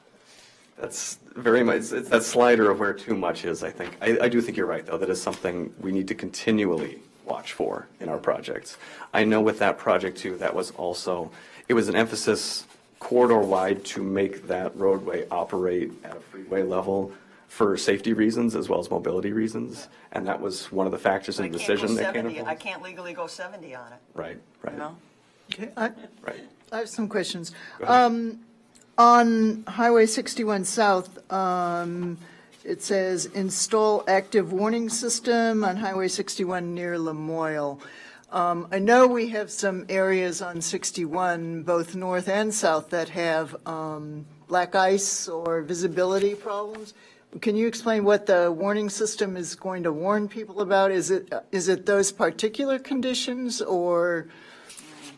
So I think in this case, an active warning system, it would probably be at some sort of intersection. I might have to get back to you on that with the rest of the Okay, details. so it would be like incoming traffic or something. That is that's typically what I see when Yeah. it says install active warning system. And this is Okay. one too where it actually comes in through our traffic safety department. So I unfortunately know a little bit less about those projects. There's a few that you have on your map here that I know less about because maybe this one was probably only selected last year or maybe the year prior to Okay. be a project through a different process. Yeah, it but- says 2021. So what about traffic safety along Highway 61 in terms of the black ice or the visibility issues?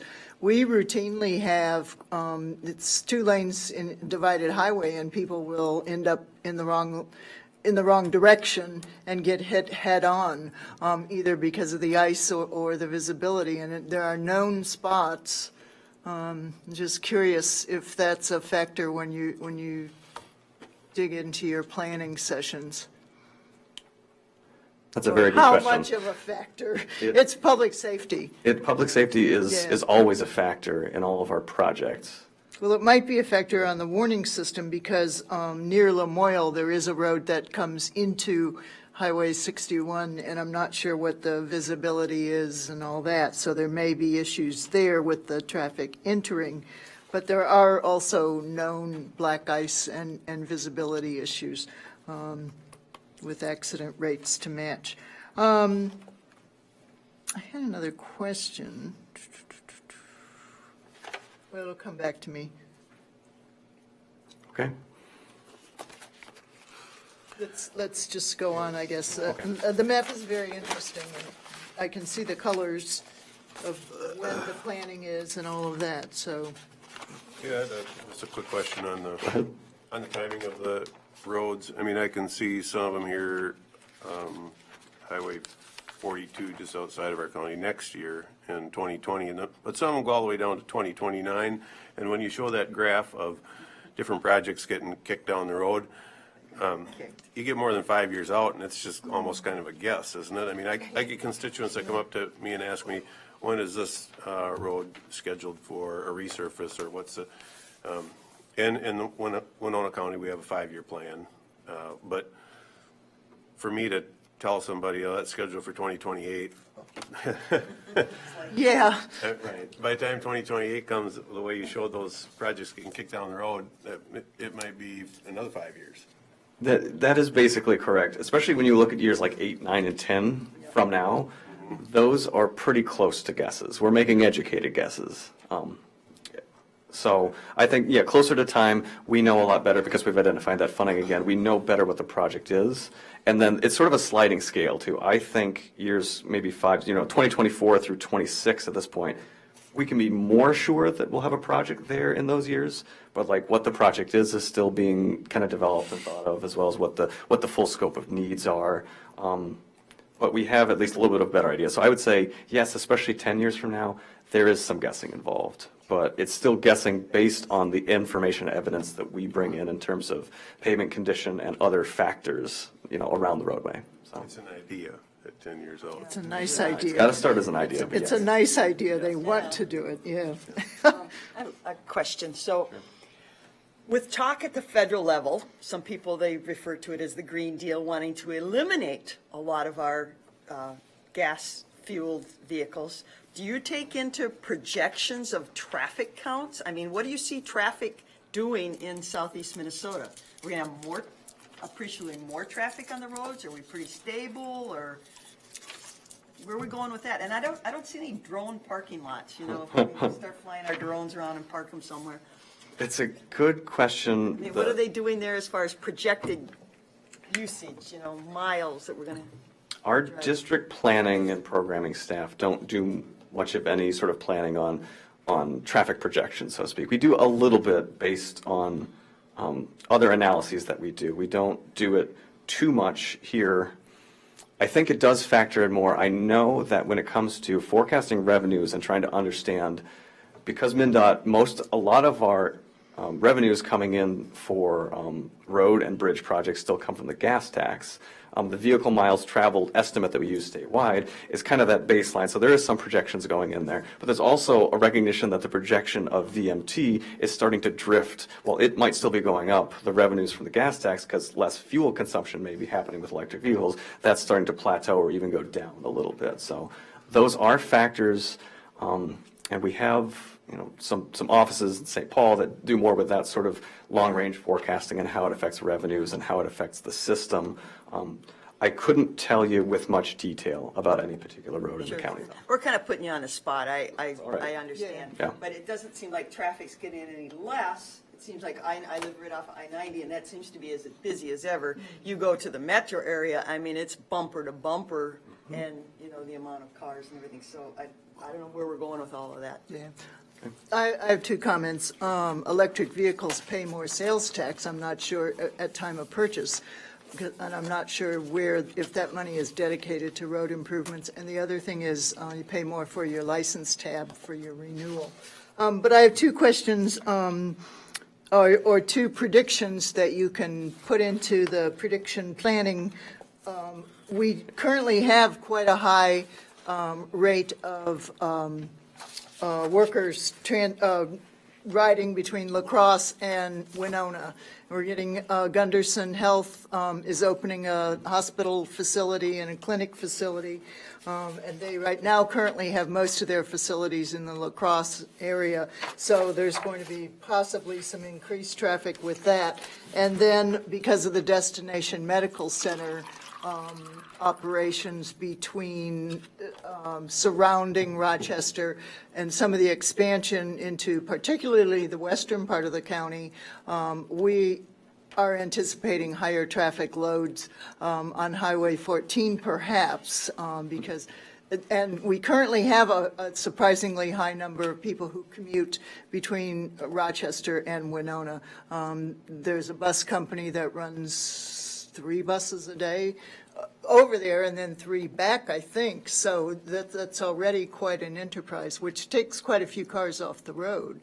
So, I don't know how you're factoring those. In terms of road usage, it's not going to drop necessarily with that kind of development in and around us. I think those are very important trends. And we at the district level actually we try to keep up with those trends as much as we can. So there's a recognition, I know, in our planning department, other departments within our district that Rochester and Destination Medical Center, as well as some of the other things happening in Winona and La Crosse, make transportation in this part of the state unique. And so yeah, we did have a serious accident on Highway 14, a mortality just recently, the last couple days. So, I mean, it's not the safest 2-lane road up and down and around as it goes through our county. So need to keep that in mind. Any other questions or comments? He's going to tell us how to stay tuned. Oh, I've got just a couple stay topics tuned. left. Yes, Stay tuned. It's okay. Real quick, also in your packet here, we have a list of our current 2019 construction projects either going on or about to begin in our part of the state. One interesting one of note there is number 30. We are listing it as a construction project. By the end of the calendar year, there will actually be some work starting on the 14 highway expansion between Dodge Center and Owatonna. Yeah, so that's not our part of Highway 14. correct. Yeah. And it is needed. It's obviously Highway 14 has been expanding gradually, always to the west, interestingly enough, but. Real quick information, I have this in your packets as well, but we have some more information about the major projects going on in and around our district as well. I mentioned the 14 already, that one is starting. We have another one coming up in a couple years on 52 between Cannon Falls and Zumbrota. Got to get the towns right. That one is still a couple years away, and that one's currently undergoing public outreach and design. That is essentially just primarily some bridges, but primarily the southbound lanes being fully regraded and reconstructed in that location. We've got the southbound lanes are the original roadway of 52, and they're approximately 100 years old at the base. So it is time to fully dig it up. Who and carries put a it back down. huge amount of traffic between Rochester and the cities. Yes. Yes. And then just an update about the Red Wing Bridge, a bridge project we're still working on. It did have some delays because of flooding and still has some delays, but we do still anticipate it can catch up to schedule, and the new bridge, the new span, can be open to traffic by the end of this calendar year. So that's the update there. And then finally, just a few different ways that we want to make sure you know and your constituents know that you can stay connected with MnDOT about MnDOT projects and other things going on. When it comes to future and current construction projects, we do have email updates, as well as some of the larger projects do have project websites as well. You can follow us on Facebook and Twitter.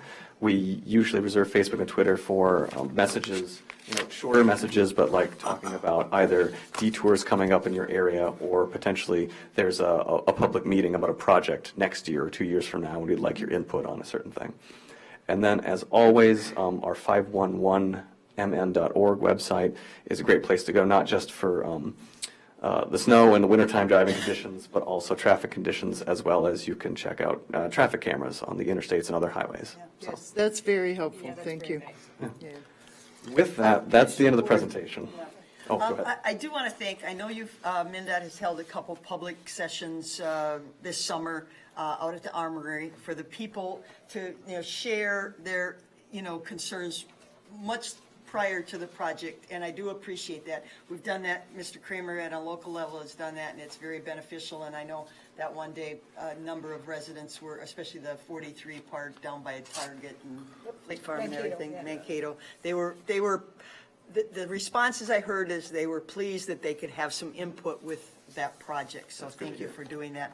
And really, if you, in the wintertime, if you've never looked at that is valuable information to know, being that last winter we closed I-90, that's just not heard of in this part of the world. It was very good information, so if you're ever traveling to look at that and see, you can see very small sections of the road where it's drifted or very active, so thank you. They also have some cameras, some plows. Some of the plows Yes, have cameras. on That's them. very Yeah, cool. Yeah, you can watch the guy busting through drifts. See, it could not feel the cold. Yeah. So those are some really good things you've added. I appreciate that. Thank you. Thank you. Thank you for your presentation and for your service. Thank you for having me. My contact information, as well as my boss's contact information, is available for you. So, thank you. Important. Thank you. Okay. Okay, the next item on the agenda is item 6.4, discussion of the 2017 USDA dairy census. I would actually like to call a slight recess until quarter till, just so that we can get a stretch. That takes a motion. I'll make that motion. Okay, thank you. Thanks. And second. I'll second it. Okay, all those in favor of a short recess until 8:45, signify by saying aye. Aye. Thank you. Thank you. Thank you.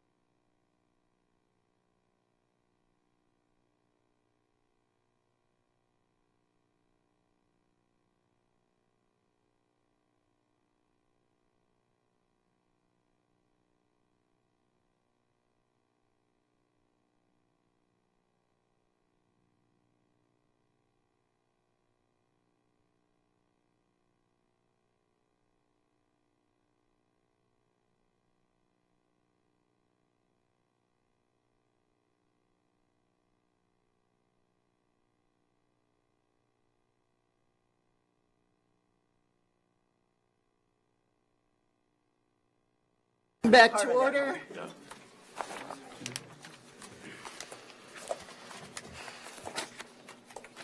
And I appreciate all the robust public comments that we had, and I want to assure you that we are concerned about research and facts, which is one of the reasons we're using the data from the USDA, because it's rather comparative in a lot of ways. So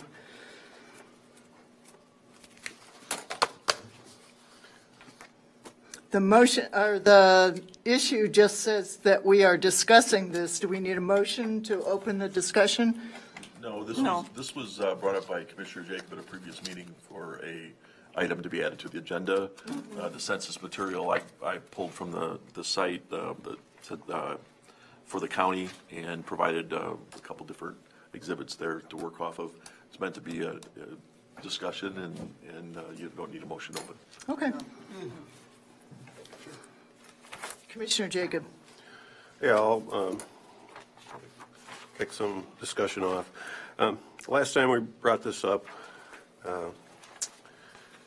it kind of fell dead, and I think in particular, Commissioner Meyer, you had made the statement that you weren't really willing to look at the animal unit cap until the dairy census till we had a chance to look at the dairy census. So I'm wondering what kind of information you were looking for in that, or what you need to see, and maybe what the thoughts are on what the numbers are bearing out with respect both to where Minnesota ranks in the state, what's happening with our total animal numbers, and how that compares to the state as a whole and our neighboring counties. Well, I was really disappointed. I did want to see the census. I also was disappointed that the funding for the regional generic EIS or whatever they were finally calling it in the end, that sort of fell flat at the state. Because I do think that data to base our decisions on is really important. There was a letter to the editor from a veterinary service. This was in the Winona Daily News on Sunday. And this is a letter that I think we all had gotten that same sort of information. And yeah, and I've heard it brought up a few times at different meetings where commissioners were present. And the general argument is that we've lost about 5,300 cows in Winona County in the past 10 years. So that's 2007 to 2017. And I think someone tonight who spoke was referring to the value of each one of the animals. And I take that seriously. It really matters to me. The census information that we got, which was Table 1, doesn't have the data at the farm size. And the Table 11, which I'm not going to hand it out to you guys, but I have copies of Table 11 here, which is all the counties, and then it also gives you the numbers at the farm size. You know what page that is in our packet? It's not in our packet. So this was Table 11 from the Ag Census, and what we got was Table 1. But I can send, this is the 2017, and it's compared to 2012 or 16. So here's the thing. So what were you looking for, Winona County farms? So here's the thing. We did lose a net of 5,300 cows, but all of those cows were lost from farms that were 199 cows or smaller. So all of those farms could have expanded. None of them was actually being hindered by the animal unit cap. I'll pass that down. So this is that information sort of summarized from the Ag Census. So what it tells you is the small farms, that is farms of 199 head or smaller, in total, between 2017 and 2007 and 2017, they actually lost 8,000 head. It is the farms over 200 that actually added 2,700 head in the past 10 years. So our loss would be even larger without the additions of the large farms. So I think that to say that the animal unit cap is what's causing farms of 200 cows or less to go out of business, it doesn't really make sense to me. Those farms could have expanded. But, yeah. We'll have a speaking order. Are you finished? Commissioner Jenkins. Okay. Well, along those lines, we just had an application to expand another 5,000 some animals. And if you look at, we were at 24,000, we're down to 19,000. So the animal unit cap, what happens with the existing 1,500 that are at the dairy that we're denying the ability to expand, I don't know what happens to those 1,500. But if you take, we do have dairies that are up against the animal unit cap. And I think one of them was here tonight, spoke. And they're right on the Wabasha-Winona County line. I don't know whether they take their animals to the Wabasha where there is no cap. We've lost some 5,000 animals.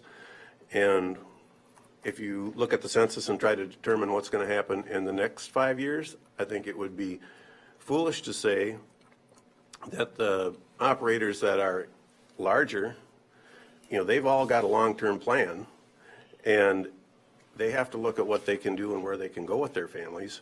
And it's clear that the animals are, the smaller dairies are not making it, whether the large ones make it or not. But we're certainly sending the animals somewhere else by limiting the large dairies. Well, We just sent 6,000 somewhere else, and we've got, if you took the largest 10 dairies in Winona County and asked them what their long-range plan is, if there's an animal unit cap, I could see this number of going from 24 to 19 in the last 10 years, maybe being cut in half or less. so the fact is the larger dairies have added cows. They haven't lost cows. The cows that are leaving the county are small farms going out of business. And I've tried to understand why is that. And I think when Mr. Borsari spoke, he was talking about the global markets. So the University of Minnesota Extension, it's an article that required me to do a bunch of other reading in order to fully understand it. But the single most significant reason that U.S. dairy farmers are having trouble is our entrance into the global market in a bigger way. So we used to sell about 5% of our dairy production globally, and that was true in 2003, and that was stable for about the 10 years prior to that. But we then began to start selling milk internationally. And we now sell more like 20% of our total production internationally. And that makes us subject to changes in international milk prices. So the last good year for dairy prices was 2014. And what happened in 2015 was that the European Union removed the caps from all their dairy farm productions. And that production went up, that entered the global market, and it depressed the global prices. And that has the consequence of depressing our market. So this particular agricultural economist talks about the new production in U.S. milk supplies and how up until then we were selling 80% of that new production globally, and once we started to compete with the European Union without caps, that dropped to like 20%. So it increases our milk supply, and prices are depressed. His assessment is that that's the single biggest consequence that's causing the small dairies to go out of business. And that isn't going to be affected by the animal unit cap. So I think there's recognition of this in the fact that this year, the Farm Bill adds special subsidies for smaller farms. The state of Minnesota passed a program that's focused on giving price supports to smaller farms because they're the ones that are leaving the market. And so if we want to keep that money in the county that we're losing when we lose cows, I think we need to think about how we can help small farmers. Now, I said this last time, I've had small farmers call me and virtually beg me not to remove the animal unit cap because they feel that it will hurt them. So, Commissioner Ward? Okay, a couple questions. I don't, you just handed this document out. So are these quotes from these articles? So or these sites? So I don't know if this is editorialized or No. what it is. So I'm talking about what are the major causes, and it's sort of it tries to build. So what's happening? Our milk production's going up. And where did I figure that out? Well, here are some sources if you want to know. Okay, so again, Yeah. we'll have to look at this. Our milk consumption's going down. Here's where you can figure that out. Right. So it really, and it looks at articles like this one, which is from an ag economist at the University of Minnesota. Sure. So I do have issues with what other industry does Winona County regulate to this degree? Farms, farmers, small, big, organic, non-organic, vegetable, meat, whatever, are independent business people. These are decisions that they, as independent business people, need to make. I don't think local government needs to tell them, no, you can't be this big or that big. It's just like Glenn Groth's comparison. Are we going to tell the retailers in Winona County, oh, you can't be on the internet, you have to be local, and how much are we trying to regulate? We're not trying to regulate out small farms, all the more power to them, but are we going to come up with a graduated property tax that we're going to discriminate, that we're going to give small farmers a lower tax rate? Because what we work on is property taxes, and it's unfortunate that we all pay, if it's ag land and it's crop production, particular number, we all pay the same. Doesn't matter if you're small, big, or what you're doing. If you rent the land or if you work the land or whatever, it's all the same dollars. And I don't think we have the discretion to change that. So again, why would we say somebody you can't expand? Most recently, why would we tell former Senator Curlin, building this beautiful facility across the street, oh, no, that's too big. We can't have that. We wouldn't do that. So I don't understand why we as a board feel we can regulate an industry that needs to grow. And again, we're getting off on this philosophical types things. We need to use science. We need to use the facts. There were comments made tonight about nitrogen. Well, this land will not go unfarmed. If we don't allow these cows, it will still be farmed, and we will put commercial fertilizers on it, which aren't near as regulated. And if I do the math, we've lost cows. We farm, let's see, and I got this from the farm service agents. We farm like 178,387 acres in Winona County. And I figure we need a whole lot more cows if we want to fertilize that ground with organic manure, which is fact. It is better for the land. It has better properties. It increases the tilth and all those things, and we can go into those things. So actually, we need more cows in Winona County than we even currently have. If we would want to go with organic, natural manure to fertilize our land.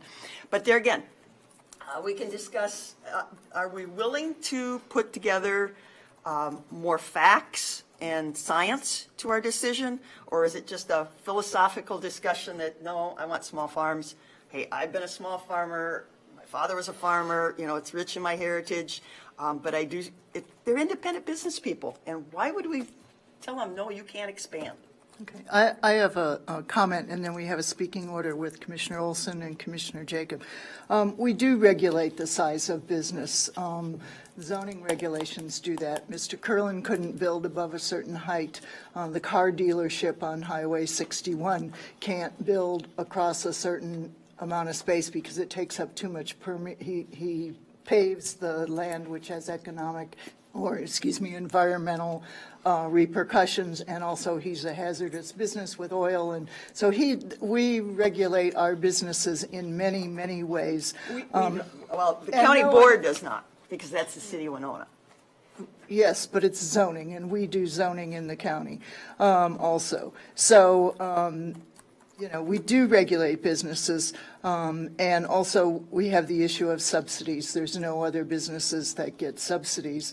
Now, farming is a unique. I'm sorry, what are you The talking about? federal subsidies. That's The not- farming is a unique business because it's probably more essential than a car dealership or, housing across the street from us, since that's where we get our food and our clothing and those kinds of things. So I can see why there are different categories of regulation and subsidies that come into play. I'll reserve the rest of my comments to later, but I wanted to answer your question of what other businesses do we regulate.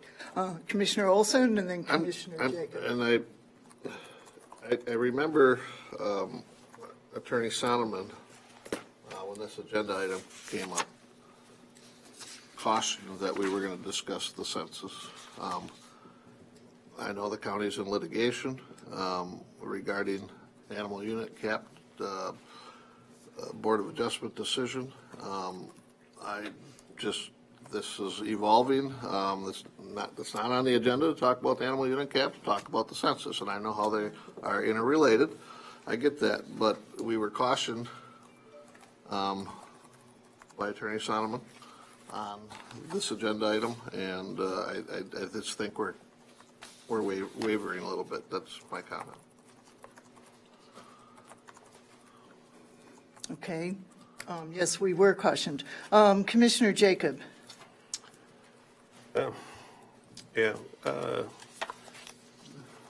Attorney Sonneman's opinion doesn't stop democracy from playing out. I didn't bring up the animal unit cap. I think that I had a couple of items here that I wanted to discuss about the environment. We haven't gotten there. It quickly got to the animal unit cap, and so I'd like to speak to Commissioner Meyer's position that the cap hasn't hurt small farmers. It's had 20 years to prove itself to help, and it hasn't helped the small farmers a bit. They're going out of business right and left. All it's doing is punishing the remainder of the farmers who may need to expand or are at the limit, or potentially thousands of cows that we just turned away, which would have turned these numbers from 24,000 down to 19,000 back into 24,000. And if you look at where the county as a whole and where the state as a whole has gone, the state has only lost 1,900 cows in the last 10 years, while Winona County has lost 5,500 cows in the last 5 years. So we've accounted for all the cows that have been lost in the state. Meanwhile, Wabasha and Olmsted, with no caps, have more cows than what they used to have. So I don't agree with that. If the cap was going to help small farmers, it should be doing it already, and it doesn't. It's just penalizing large farmers. It's damaging our economy. It's damaging the business that it brings to our economy. It's damaging our environment, because organic fertilizer is certainly a good form of fertilizer, which gets me back to maybe some of the environment issues that I'd like to address. The only way you're going to get alfalfa onto our landscape is to have an animal that consumes it, because it's a very expensive crop. You don't cash crop alfalfa like you do corn or beans, because you can transport corn and beans a long distance. Alfalfa is too bulky. You need an animal that's going to consume it locally. So in the interest of keeping as many acres as we can stabilized in a perennial crop like alfalfa, we want the organic fertilizer versus anhydrous ammonia and commercial fertilizer. And I'm wondering whether, before we get to discussing the animal unit cap, is maybe we should get some factual information on the environmental effects of animals in our county. And first thing I'm thinking of is, who better to do that than the officials elected by our county to be stewards of our soil and water, being the Soil and Water Conservation District. I think we've got other agencies and entities that we could look at for information like that, and maybe it'll parlay back into the animal unit cap. Maybe Commissioner Olson's concerns about broaching that discussion will be resolved by then. Maybe the court case will be ruled on shortly. I don't know. But those are, I guess, a couple of my concerns. Okay, Commissioner Meyer? Yeah. So back to the, I think, the crisis that dairy farmers are facing and the number of small farms that have exited farming in the last 10 years. And this idea that it's really pressure that's being put on from the globalization of that market. And since there are new programs, things that I'm thinking about that Winona County can do to actually help farmers based on what's happening in the economy and what's going on with the small farms, that is possible that we could maybe do some training if that's necessary to help smaller farmers understand the new federal subsidy or the state program. Maybe that's already being taken care of by organizations like the Farm Bureau. There is this issue with economies of scale, that a lot of times the cost per unit of milk for a big farm ends up being more than it is for a small farm. And yet research indicates that small farms can in fact benefit from the same economies of scale.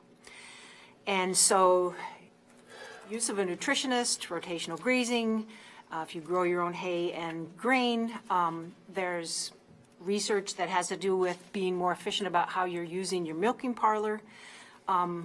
If there are ways that we can help to make those farmers more productive and help them compete in this global market that is really favored towards big farms, then maybe that's something that we could provide some training on. Maybe it's something that the EDA the county EDA could help us out with. And then we have a farm here in the county that's doing value added by selling things directly from a farm store, selling them through local outlets and marketing them regionally. So one of the ways for smaller farmers to really thrive and do better is niche marketing and value added. So there are also ways that we could potentially help those farmers just with training or information and through our EDA. So I'm really concerned about, given the size of the farms that are exiting the market, thinking about ways that we could in fact actually help them and what might those be. So that would be a thing that I would be interested in exploring. Commissioner Jacob. In my 7 years as commissioner, I've supported every word of what you just said. And absolutely every small farmer should have every opportunity, every tool in their belt, everything we can do to help them. Punishing the rest of the farmers by driving them out of our county because of a global market is just counterproductive to our local taxpayer, because we're driving away not tens of thousands, hundreds of thousands, but millions of dollars of economic revenue. This is punishing all taxpayers for I don't know what end. But the global market is going to happen. Everyone should be allowed to adapt to it how they best see fit. And everything you said, they're all great ideas. But that's different than punishing one group. And the one group that we're punishing happens to have the biggest economic impact. And it's clear that our numbers are falling, and I'd sure like to get feedback from like maybe a dozen of our larger dairies and see what their long-range plan is, because if we're saying 1,500 is it, I'd say in another 10 years, all those larger dairies that these small cows are going to, they're all going to leave our county. Like you said, the small dairy is suffering no matter what. And government can be the answer for everything, but people should be free to operate, both small and large. Okay. I have some comments. I can go after you. I agree that what we're looking at is an economic system, okay? And there are pieces of it that we have control over, and there are pieces of it that we don't have control over. I was at a meeting, and a farmer from another part of the state gave a very heartfelt discussion of his particular plight and his options, and then he listed what he thought were the reasons for the situation. Among them were globalization, the price setting, seeds and fertilizer are no longer you buy from international companies, which is part of the globalization. So I mean, we're not in charge of our own program as much as we would like to be. So in terms of where we're going with this, I think if we're looking at one particular aspect of the economic system, which could be the animal unit cap or whatever, then by tweaking that one particular part of it, I would not be comfortable with that. I think we need to look at it as a system because it's operating as a system, and we need to pull in as much information about the options that we have, which includes value-added products, rotational grazing, and some of the things that Commissioner Meyer talked about. The other issue I have concerns about is that if we embark on a large-scale study of this type, I believe in the letter from Mr. Broadwater, he talked about working on this committee for 7 years with the county. So that takes a lot of staff resources, a lot of staff time. I would like to put that money, instead of a 7-year project, perhaps into spending on some of the ideas that we have raised at this table, including funding more cover crops and some of the best practices that we do know that work. And those are the things we're in charge of. We're not in charge of the globalization, and we can't affect it if China buys land and buys a pig farm, or we don't have an effect on those options, but we do have an effect on our farmers locally. So those were my comments. Commissioner Meyer and Commissioner Jacob, you've triggered. Okay. That's okay. Well, it's hard for me to decide because there were no lights when I began my comments, but as always, I'm not speaking last because people speak after me. Go ahead. Oh, I really struggle with this topic. It affects me deeply. It affects me emotionally. Because I do want the county to thrive, and I do want our farmers to thrive. The analogy that I think of when I think about Glenn Groth's letter, when I served on the Park and Environment Committee, what I learned is we have about 20 garbage haulers in Winona County. And the reason that our recycling contract is so it's less expensive is because we have a single hauler. And so you don't have 20 people driving around in the same neighborhoods and roads picking up the stuff. You have just one, and there's economies of scale, and it ends up being cheaper. So on the one hand, it seemed to me that it would make sense if we only had one garbage hauler, because that would be cheaper for all of us. But it would put 19 other businesses out of business. And so that isn't how we regulate our garbage haulers. There are municipalities that do that. And so to me, it's something analogous to that we have a lot of small farmers, and they're really struggling to stay in the market. That sort of this consolidation that's happened so that there are less farms with more cows is a similar situation to milk producers.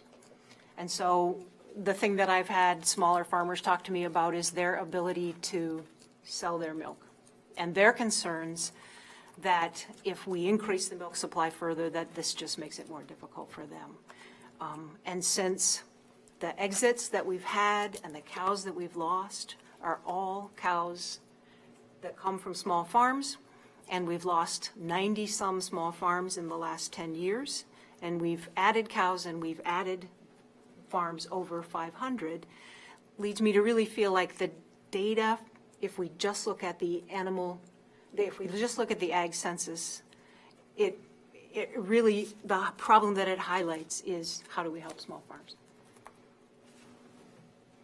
Okay, Commissioner Ward and then Commissioner Jacob. Well, we don't have 7 years.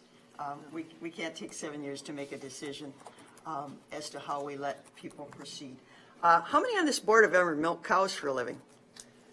Well, my folks did. Okay, and they lost. And you lost the farm, okay? So, all right, so 3 of us have. I'm very proud to say that my father did very well. He did an awesome job. He accumulated farms and educated children and provided a good lifestyle. It wasn't easy, but he was a better manager than I probably gave him credit for at the time. All these things to help small farmers and such, they are kind of out there. Extension holds workshops, Farm Bureau holds workshops. I subscribe to a number of websites that there's all kinds of information. Again, farmers are independent business people. We talk about value added. That's a whole nother realm of operations, and if they want to do that, I would highly encourage them, but that is not an easy thing to do. But if they want to do it, how can we provide the resources? We employ a full-time ag, well, no, I'm sorry, he's not full-time. Jake Overgaard is our ag educator, and he's got resources. You ask him about anything, he will find it for you if you want it. So we made a commitment to ag, small ag and large ag. But I don't, are there 3 issues that this group needs more information on? The facts, the science, the manure management, the soil testing, the wells, the economics. What is it that this group feels they need to gather the data? Now, Mr. Broadwater, he has a lot of resources. He said he would be willing to gather data for us. Farm Bureau has data. Commissioner Jacob put on the table to ask Soil and Water, who's highly regarded as an independent agency that protects our environment and does good things. What is it we need to move forward? I mean, are there certain issues? Because you talk about the cows, so Winona County's lost 5,000 cows. That's the population of St. Charles and Lewiston. Now, would we be alarmed if we didn't have a St. Charles and a Lewiston anymore? I think we would be. It's, those two, St. Charles is 3,700 people and Lewiston's 1,600 people. So that's the number of cows we've lost. That's the number of people we would have, just for comparison. So what is it that we need to gather the data to have a discussion about this?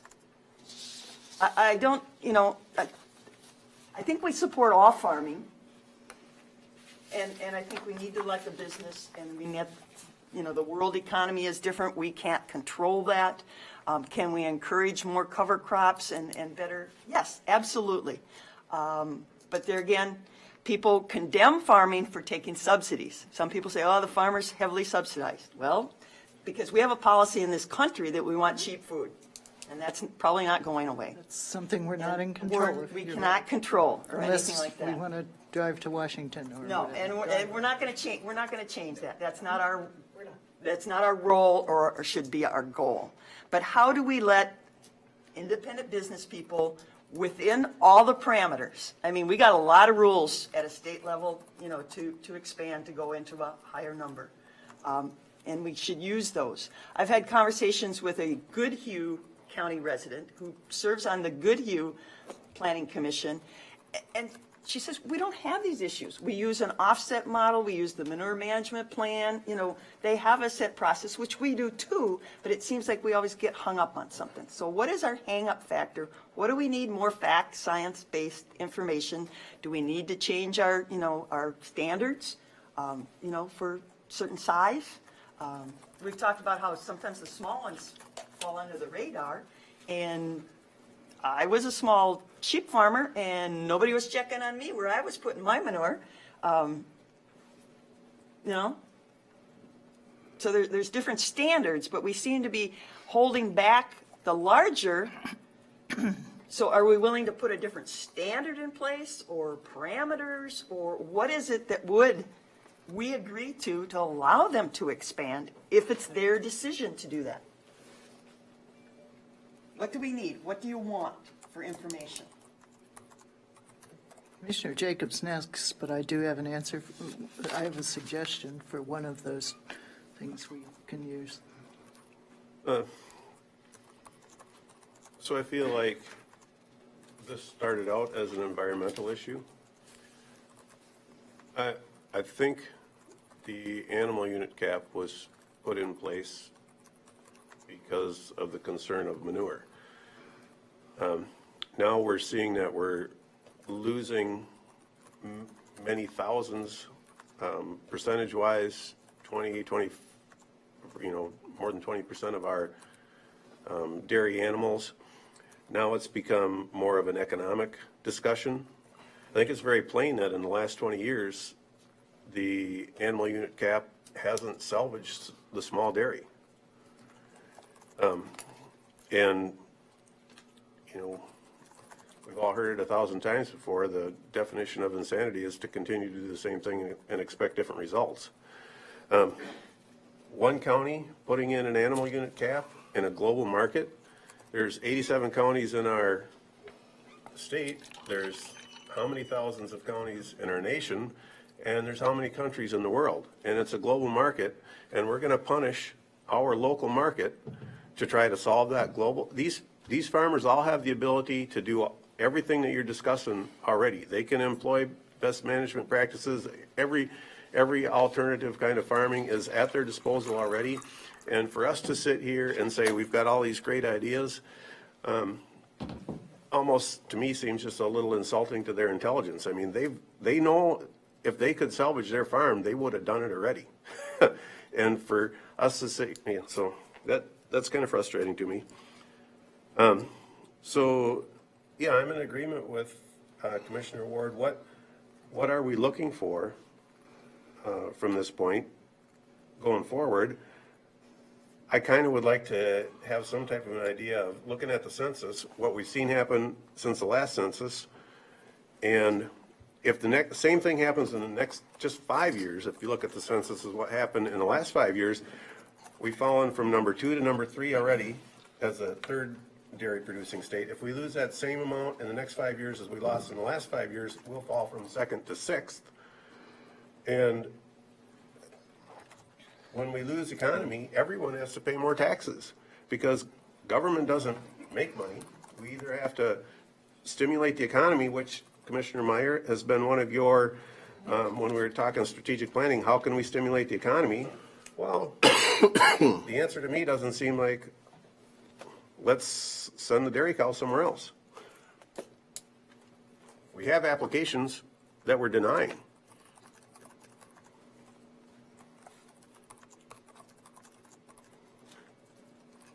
Commissioner, have you concluded? Yes. Okay, Commissioner Olson, you're next. We're making, a lot of assumptions over what the census means. And you seem to be focused on cows, but, have we gained hogs? I believe we have.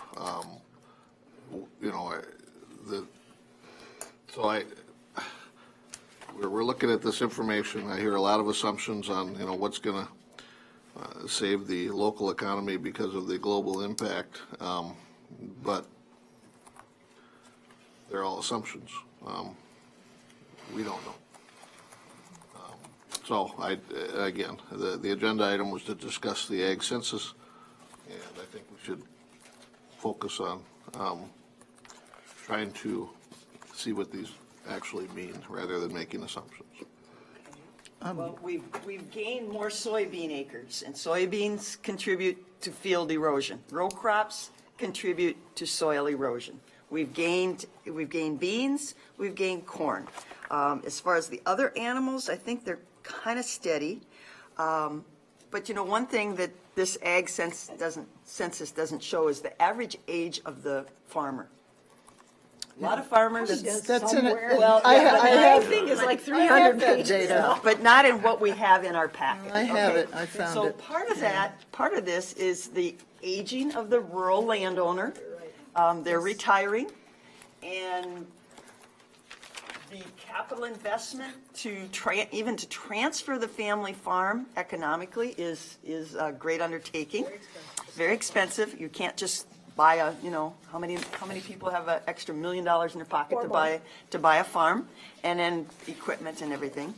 So our row crops are increasing, which in my mind relates to higher use of commercial fertilizer, which contributes to more, sometimes depending on how it's applied and when it's applied, and there's a lot of factors there of contributing to maybe a nitrate problem, versus hay ground, which is your best absorber, and I think it's in here somewhere too, the hay ground. It absorbs the most nitrogen, and it's a great crop. I love alfalfa. But as Commissioner Jacobs said, it's not a cash crop, and it's not subsidized by the federal government. You don't get subsidies for growing hay. You do for corn and beans and some of the other grains. So it is showing that our farming is changing to more row crops. And in southeast Minnesota and karst region, row crops are not the most desirable things to happen. Hay, alfalfa, and grasses are much more desirable in a karst region. Okay. And According, that is in this census. yeah, according to the USDA, you do get subsidies for soybeans and corn. And Right, you do. Wheat and oat and. But not yeah. hay. Oh, Not hay. okay. Hay you do Yeah. not get a subsidy for. And I did find somewhere in what I found is, this is from the USDA census, and it says, it's table 45, selected operation and producer characteristics. In Winona County, we have 422 farmers, 56 to 64. We have 311 farmers between 65 to 74, and we have 125 farmers 75 years and older. The average, 120?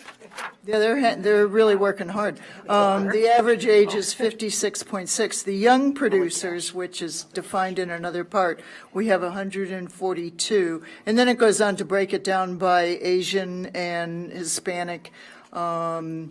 On the farm, how are you involved in the decision-making? We have, there's statistics on that. Who has internet access and what kind of internet access? We actually have 30 farmers still with dial-up service. So right there is something we could do for the farmers. And I know when you just start to look at data, especially when it's as vast as this dig into the data, I was reading and people were discussing or researching into the 1995 heat wave in the city of Chicago. And they were matching neighborhoods by socioeconomic status, by income, by race, by all kinds of factors. And side by side, two neighboring communities, one had 33 deaths per 100,000, and the other neighborhood that matched exactly had 3. So the people decided what we have to do is we have to get out and look at the factors, what's happening on the ground. And when they went into the area where there were 3 deaths per 100,000, which matched in every other detail, what they found was that there were diners, there were barbershops, there were public libraries, there were places that actually got people out of their houses so they knew their neighbors. So they figured there was a social factor going on, that if you know your community, and this isn't rocket science, but it shows that you can look at the numbers and say, aha, it's this. Or you can actually start to look at the human factors that support it. So one of the questions that's been bounced around up here is, what is it we want to know more about? I want to know, one of the things that isn't reflected necessarily in this data is that we are on karst. Karst has a specific topography, it has specific characteristics. We know some of those factors, but what we don't know is what is the impact of increasing agriculture on karst topography. We know that our water quality has not been improving, even with animal unit caps or whatever. So we don't know the factors that influence our water quality on karst topography. So I would like to know a little bit more about that. So those are some of the factors that come to mind, and I think Commissioner Jacob had his light on. Yes, I did. So to your environmental concerns, and I think to Chris's economic concerns, I'm going to make a motion that we refer the dairy egg census to our local SWCD and EDA for interpretation and recommendations if they will accept it, because we don't have authority really to tell the SWCD what to do. But they certainly are our stewards of our environmental practices, groundwater. They're the professionals on that. I think we should send it to them and get feedback, both from an economics. We've got agencies within our county that can look at these items. Okay, can you repeat that motion, please? Okay. I have Okay. refer the dairy egg census data to the Soil and Water Conservation District I make a for. motion to refer the dairy egg census to our local SWCD and EDA for interpretations and recommendations if they will accept it.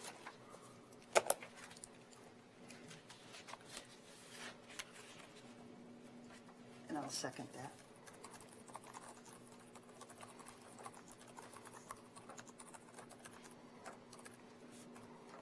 Okay, we have a motion made by Commissioner Jacob and seconded by Commissioner Ward. And the motion is that we refer the dairy agriculture census data to the local Soil and Water Conservation District and the Winona County Economic Development Authority for recommendation and interpretation if they will accept this task. Is that? Yes, I had interpretation and recommendation switched around, but that was my motion. Okay, Commissioner Ward. I did second the motion. We can't wait 7 years. Should we put a timeline to having some information back?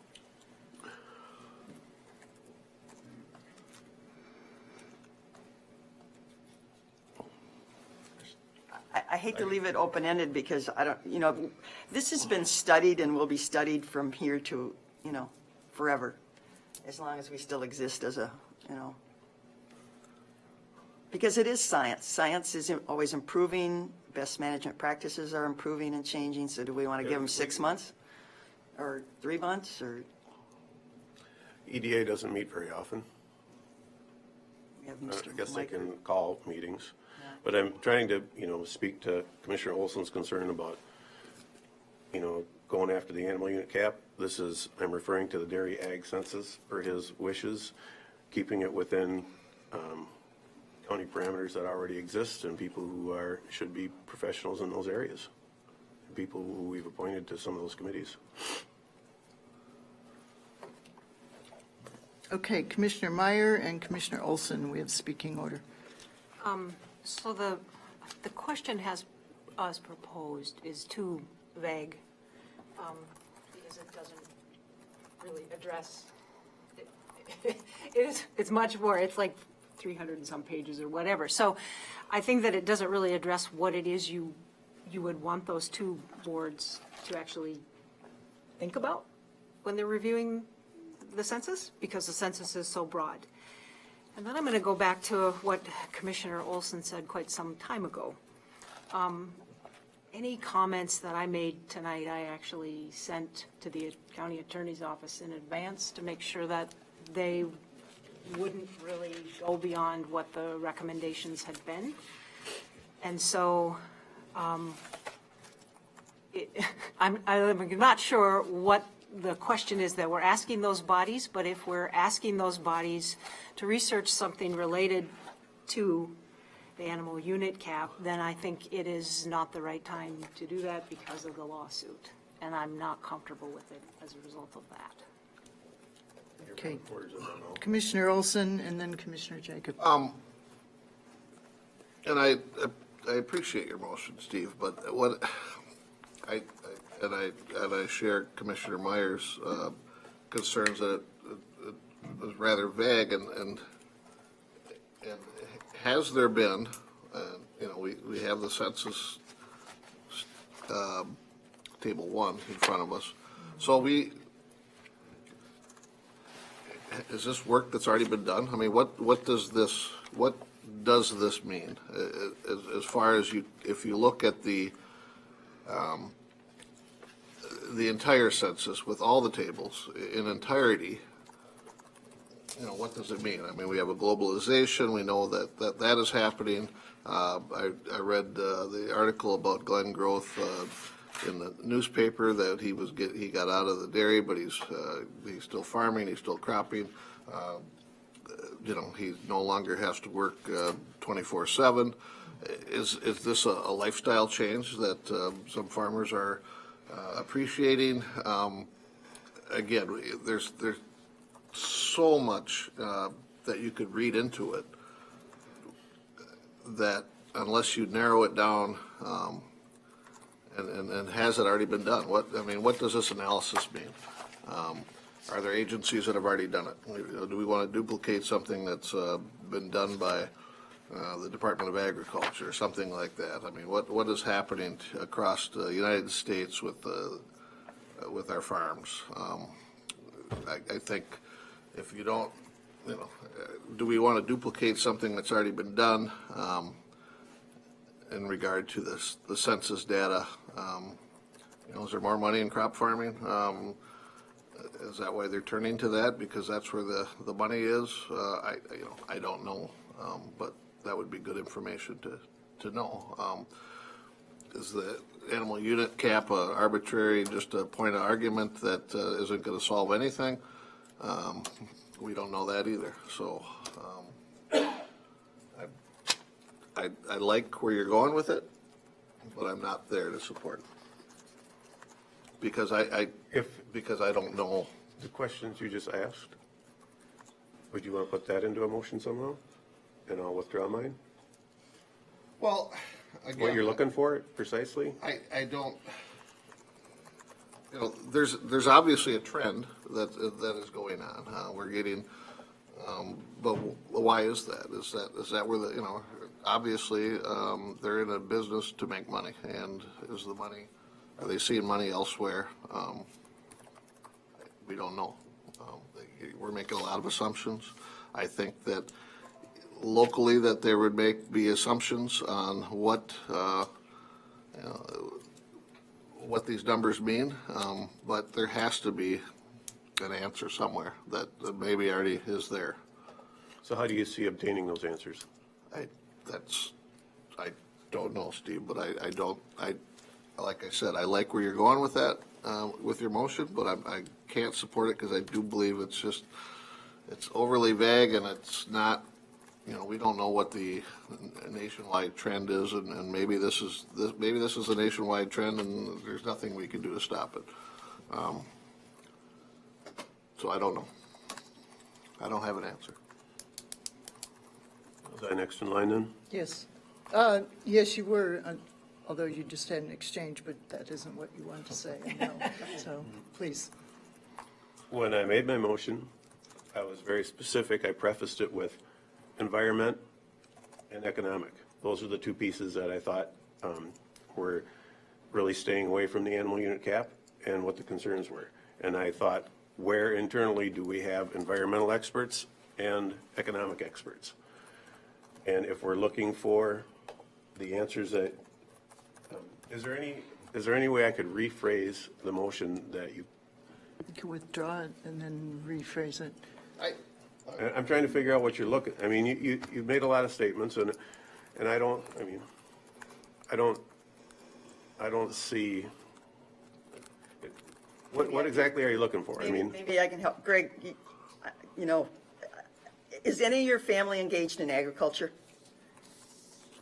No. Okay. So, again, some of us have just grown up with agriculture, and it's just part of who we are. And that's not a good thing, bad thing. It's just who we are. So this is data. It just, when you get, as a farmer, you get a data request from the U.S. federal government that says, how many acres of corn did you plant? How many cattle did you sell? It's just data. There is no interpretation if this is good or bad. There's no trends pointed out in here. Basically, if you want to start learning that, just Google farming trends. You will find trends in the organic world. You'll find trends in the what you call natural raising of animals and everything. You'll find trends in rotational grazing. You'll find trends in confinement, agriculture. But this census it's a census. It's just like when we're going to do a census with people. We're going to count how many people. We're not asking them, where they, where they work or anything. It's a count. So this is a count. Every farmer gets one. You fill it out to the best of your ability, and you mail it back in. So they're not analyzing what's good, bad. They're just telling you what's happening. And if you do look at it, it's difficult because it's lengthy, and we only have one small part of it, is that our row crops are increasing, and our farms are decreasing. The age of our farmer is growing. And so to analyze it and to come to conclusions off of data, this complex and this much of it is not an easy task. But I go back to, again, farmers are independent business people. They should make their decisions, how they want to run their operation, what they want to do. You talk about, there was an article, one of our premier organic vegetable growers in this paper here a couple weeks ago, the Dietzes. They have been premier producers, and they're struggling. And he had to get an off-the-farm job to support, what's going on because of the expenses. So, I mean, you can read into any family farm situation. Every family is unique. Depends on what their debt load is, what their desire to make their business. So to assume that everybody wants to be small or everybody wants to be big, that's not something that we can control. That's an independent business decision. And I think what we're asking, is it the economics? We just got a report from Micah. The state of Minnesota is going to be in a world of hurt because there's not enough dollars coming in to keep the government going like some people want it to. And so Little Winona County is affecting the state of Minnesota revenue by having an animal cap, not allowing some people to expand that want to. We're not forcing anybody to do anything. This is that they want to, and they want to jump through all the hoops and all the regulations that are required of them. So I'm not sure. And then environment, we can ask Soil and Water. They recommend, best management practices. Waterways, they recommend rotational grazing again, but that's an independent decision of the landowner, not something that the county board should be dictating. So, I mean, the data is not going to give you a clear, defined answer. It's just what's happened. It was a snapshot in time. How many acres, how many animals. And it doesn't get into the philosophy of why you did what you did.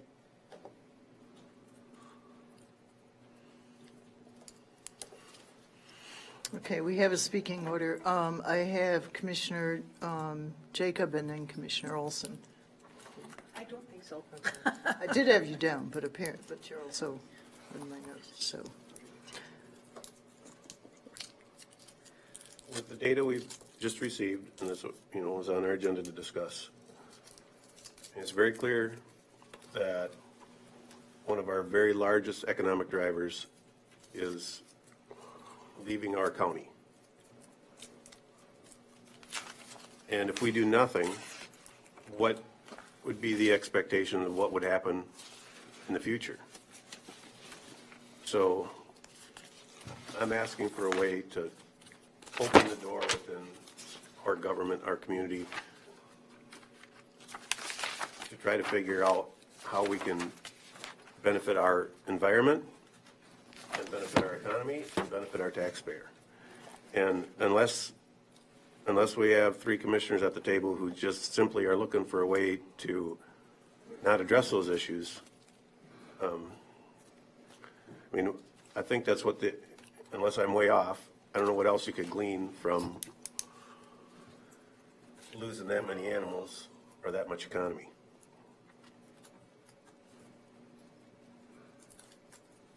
just proposing a motion to try to explore how we can help those three factors in our county. You said two, environment and economics. Is that what you're talking about? And the taxpayer, I mean, yeah, I mean, if we don't, I guess that's economic.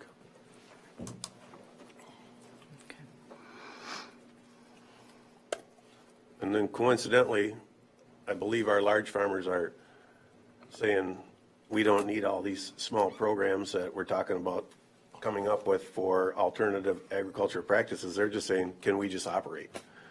We'll figure out how to drive the economy and we'll take care of our environment. They're not asking Winona County for money.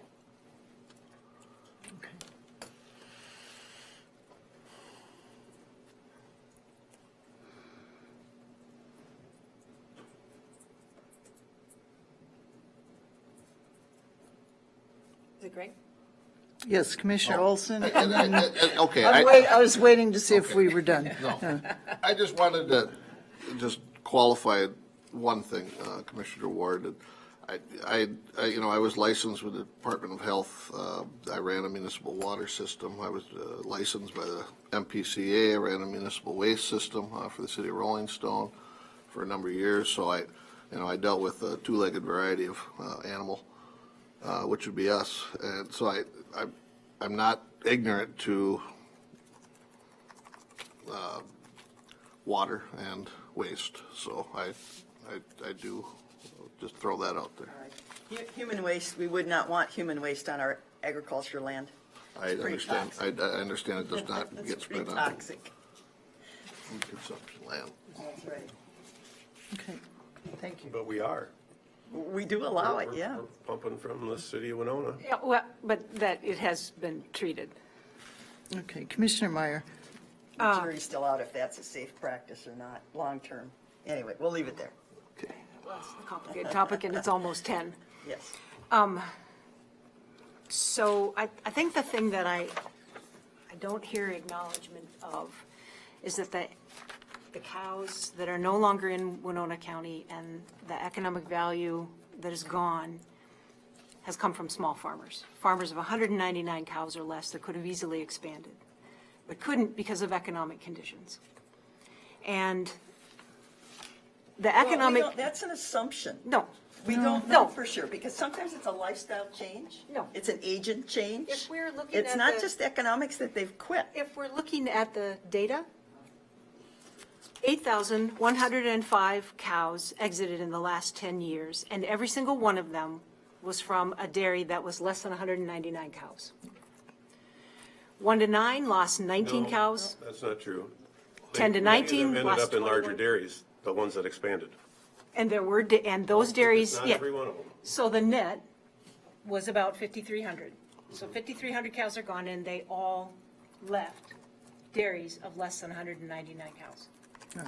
So those Why don't we wanna dairies, look at why that's happening? and I have been looking at why is that happening. So number one, dairy production has increased from about 115 billion in 75 to 215 billion pounds a year in 2017. So we're making more dairy, more milk, more dairy products. Are you talking, In general, for the United States. okay, worldwide? At the same time, U.S. consumption of dairy products has dropped almost in half, and that would be from 86 to 2016.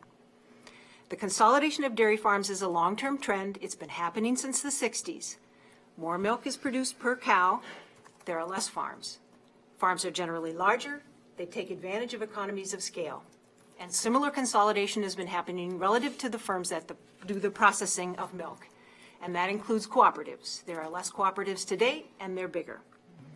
Prior to 2004, about 5% of our milk was sold internationally, and that had been stable for about 10 years. But in 2003, export sales of milk began to rise to a high of about 16% in 2018. The increase in the share of sales represented by exports has made the U.S. dairy market more vulnerable to global dairy market price swings. Between 2007 and 2017, 79% of all the increase in the milk supply was exported. In 2015, the EU abolished milk production controls, and what we could export dropped from 79 to 18%. EU, what's that, European Union? Yep, that's right. I So mean, recent trade wars have allowed other dairy exporting Why are we nations. talking about Europe? This is what I'm talking It's a global Because it's a market. global market. And so the milk that's produced in Winona County doesn't just stay in Winona County. Much of it probably doesn't even stay in the state of Minnesota or. Anything we produce does not stay in the United. That's right. Hogs, So, sheep. recently, we've had trade wars, and it has allowed other countries to move in and to negotiate contracts with countries that we used to be selling our milk to. So when our global sales are down, then our economic supply in the country is up. It's a commodity, and that drives the prices down. Since small farmers have a higher cost per unit in a time of low prices, which is where we are right now and where we've been since 2014. That all depends on the management of that particular farm, Chris. You're It absolutely depends right. on the age of Yep, the equipment. You're absolutely right, You which know, is why I'm saying that we could potentially help our small farmers to be more efficient and could. compete more effectively. but yet limit the big ones. I mean, you want to help one farm. So we're We're gonna like, discriminate? and as you've indicated, Commissioner Ward, that's a philosophical question. And what we're talking about tonight is the information in this census. And the information in the census shows that the cows that are not in Winona County are not here because smaller farms went out of business. And so, And what caused that? The animal unit cap certainly hasn't helped. the animal unit cap is a minor point. The economists from the University of Minnesota The say numbers would that, not be down. the economists from the University of Minnesota say that the single most important factor are the issues with the global market that I've been talking about. That But the prices world- are depressed. But the world is looking for a bigger protein source. If we remove And the milk animal is a unit good cap protein tonight, Source of protein. we have a dairy that wants to expand another 5,000, 4,500 cows immediately. I don't think That- that's Those the numbers topic. are all back. I don't think that's So- the topic that you asked to talk about tonight. Okay, well, And I that- understand. And I can't talk about That- that topic. Yeah, we need to be very careful along those lines. Let's not talk about specific facts on a case of spending. We can't control that. We can only control what's here today. And that was a decision made by, not this board, it was by an appointed board that's part of county Is there any government. motion that the three of you would want to propose? I don't Or are know you that. just trying to, I don't know that the question that you are asking is the same as the question that you in fact asked we discuss. Because I think we are discussing the census. I'm trying to put something on the table for the county to move forward. On what? On environment and economy and the impacts of losing a huge part of our economy that was just proven out in the census. But I don't think you're hearing that the animals, that the cows that are not in Winona I'm County hearing you have an anymore- opinion, and I don't agree with it. No, it's not an opinion. Table 11, if you compare from the ag census, indicates what farms have fewer cows in the census in 2017. So what, do you want to put some programs that we look at and discuss to help those small Yes, that is farms? what yes, that is what I Okay, mentioned. what, you got a list, or, you know, and what's the economics of us trying to do that? And again, are we telling So those an are the industry thi- that yeah, you need to do this? I'd be willing to get our send blessing? that question to our EDA and to Jake Overgaard. The question of what can we do to help promote and support our small farmers who are going out of business? Yeah, I said that earlier. Okay, one other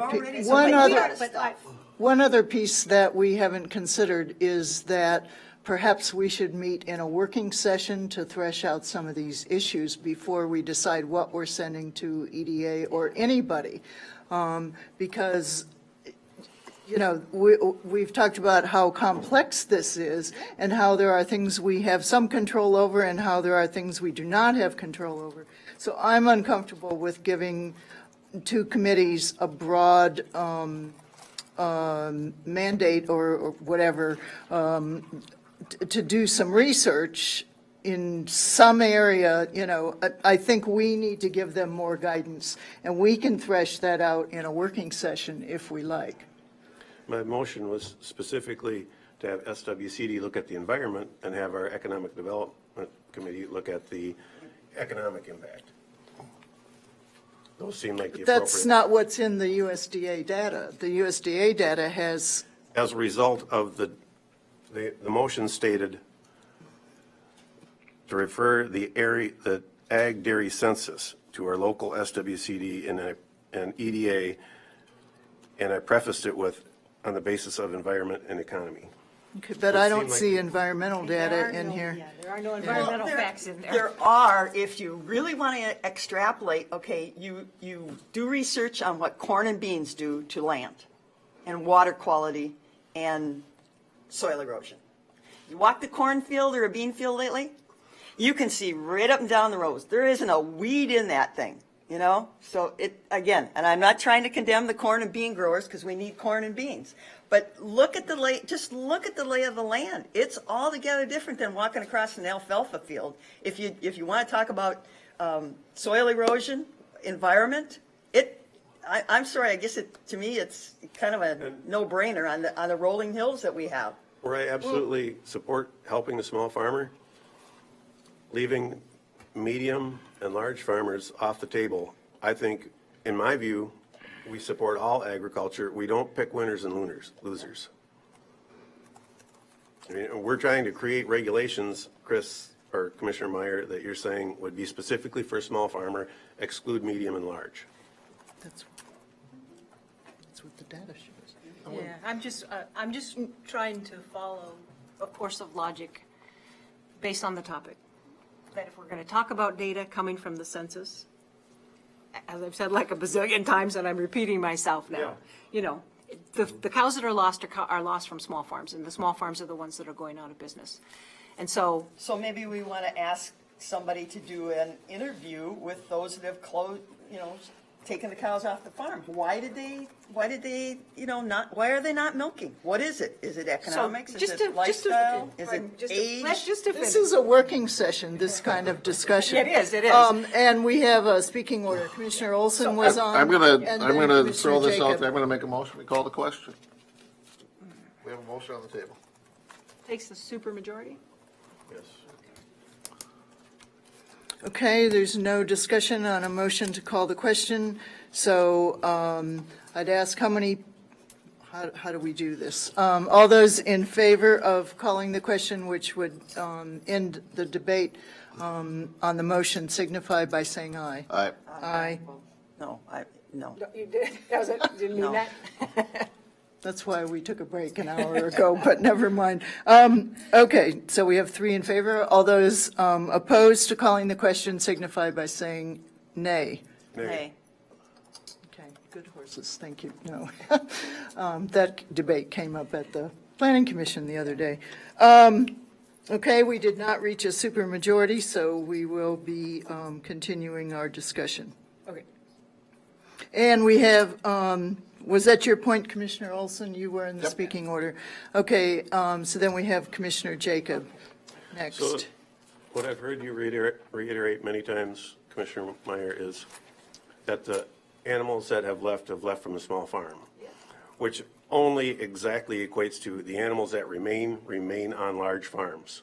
So if we want to support what's working, we better not prohibit it. That seems, I mean, to me, it's the very same interpretation. We've still got 19,000 animals left. Let's not drive them away too.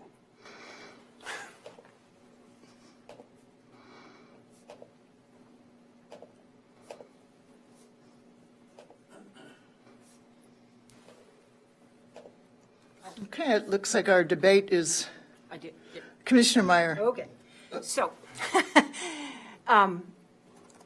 dairies of size 200 to 499 have the vast majority of cows. There's 10,000 cows.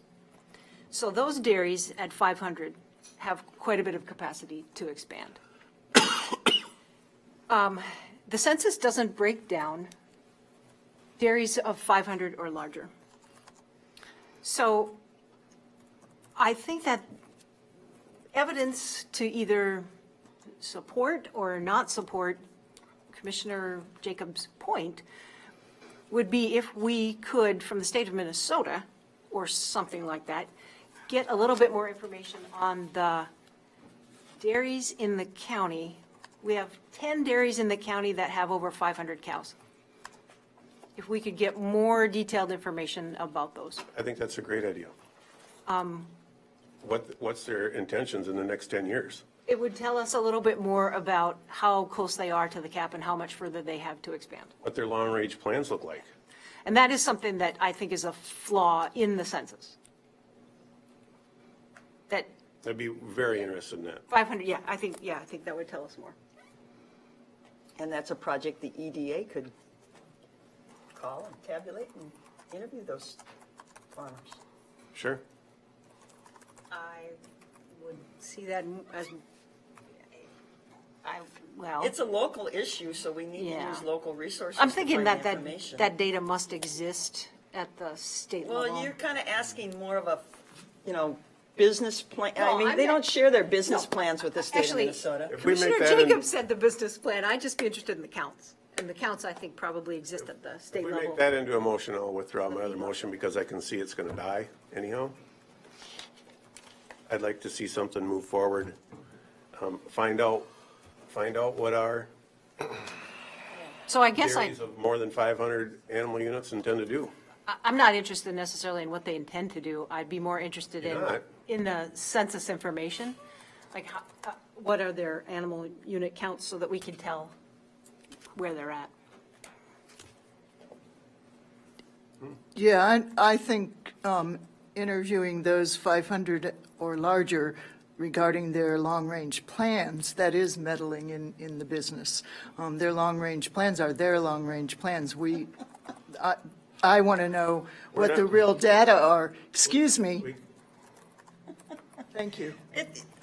Commissioner Kavesi, Yes, Commissioner Ward. do you want somebody coming in your house and asking you, how many beans do you have in the refrigerator, and how many steaks do you have in the refrigerator, and what's your plan to do with those? How many gallons of milk are you consuming? I mean, I think we're trying to micromanage something that doesn't need to be micromanaged. That's exactly what asking someone for their long-range plans is. I don't, I want to know. Well, to do economic development, I think, if you check with the University of Minnesota, many years ago, I was on a committee, and we went around it was actually in the Rochester area, and interviewed businesses to find out what they plan to do. It's a normal, I mean, if you want to do this, it's a normal act for an economic development authority to interview businesses and entities to see what their plans are. Otherwise, how? It's willing participation. Yeah. They Okay, don't have excuse to. me, we're having a working session discussion. Let's have a speaking order and continue. I move that we create a working session. Next meeting is, where's my calendar? Motion on the floor. Already a motion on the floor. We have a motion on the floor, Well, so. I'll ask Commissioner Jacob, would you consider a working session for our August 13th meeting to immediately follow the county board meeting? Yes, I certainly would. I think we should just let this motion carry out. And Let the record speak for which, and where, I want to make it clear before we vote on the motion that where I support large dairy, I support medium dairy, I support small dairy, I support organic, I support all of it. I'm not a winners and losers. That's not where I come from, so. And I'm not in favor of meddling in anybody's plans. I just want to remind the motion that if we defeat this motion, it can't come up for another year, so. No, unless there's new information. It's not just a timeline, Commissioner. Well, With that being said, The motion is- I'll withdraw the motion. We know it's going to fail. Then we can address asking SWCD and the EDA for interaction in the future. Okay, I would move that we have a working session on August 13th, immediately following the county board, and we invite representatives from the Soil and Water Conservation District, the University of Minnesota Extension, ag specialist, and the EDA, the chair of the EDA, to be an active participant in our working session, if they're available. Well, I'll second the motion. would you consider that we might all propose folks that we might be interested in hearing from? I'd be interested in hearing an agricultural economist. There's one in particular who works for the University of Minnesota Extension. Okay. And even if that individual couldn't come, if there's research information that he would like to share with us. Sure. But maybe well, that's included in the extension. Yeah, but maybe we don't have this complete list established right now, but that we can submit some requests. How would you propose the logistics of that? Because In the past, when we've had working sessions, we've usually had some basic information. We've had a PowerPoint to discuss, and now we've discussed the data, which is what the working session would also be able to discuss. So what, and anyone is always welcome to come and ask to speak, but having working professionals, the chair of the EDA, the university, having all of those other groups, they'd be welcome to make a presentation or to participate in the discussion as asked, but we are the ones. I'm asking them right now, by putting this in a motion, I've outlined certain areas that I would like to contact, and if there is somebody available to start the discussion and use their facts. And I mean, we got the world of Google. Google whatever you want. You can ask, you'll get all kinds of information. So the working session would address the USDA statistics. Is that what we're saying? Well, we've got the numbers. It seems like we wanted to focus more on the economics and the environment. Well, what we're not addressing is the issue of overproduction, which has been pointed out in different studies, and then. But overproduction is not something that I don't feel is a county commissioner role to say Winona County is only going to produce so much milk. That's But it's not a factor something. in setting the market and setting the rates, and the rates are what. But we don't control that. That's something way beyond our control. Global market. Yeah. It is a global market. It is a global market. And Yes. and I'm not going to be a global marketist. Penalizing the local economy because of a global market. Well, then it becomes a race to the bottom, so I don't necessarily want to get in that. Commissioner Meyer. I just have a concern that this working session not be a hidden agenda of actually discussing the animal unit cap. Well, we've already had people that were mentioned for the working session who have expressed opinions directly on the animal unit cap. Because I still have a concern So- about discussing that right now. Why? At this time. Why- Because why- of pending litigation. Because of the warning that we were all given from the county But that attorney. judge and jury or whatever, they're not listening to our meeting tonight. They've got a This whole is all on different criteria. record. This Yeah, is but all they've on got a whole record. different criteria that they're going to make their decision on. They're not worried what we're discussing here One of the factors that tonight. the lawyers are going to raise is the animal, well, okay. Commissioner Jacob. Well, I feel like Commissioner Ward and I have tried multiple different ways at previous meetings and tonight to try to crack any discussion about what's going on with our dairy industry, how it could be affecting different farmers in our community. And I feel like I'm getting as many creative different ways from the three city commissioners of why we will not look at that. And I'm asking you for any kind of motion that moves in that direction, that we can get some kind of discussion open about what's going on with the loss of dairy animals in our county. Commissioner Meyer. Yeah.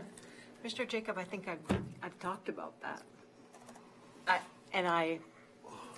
I don't come to this with a preconceived notion that it is or is not the animal unit cap that's causing the issues with dairy.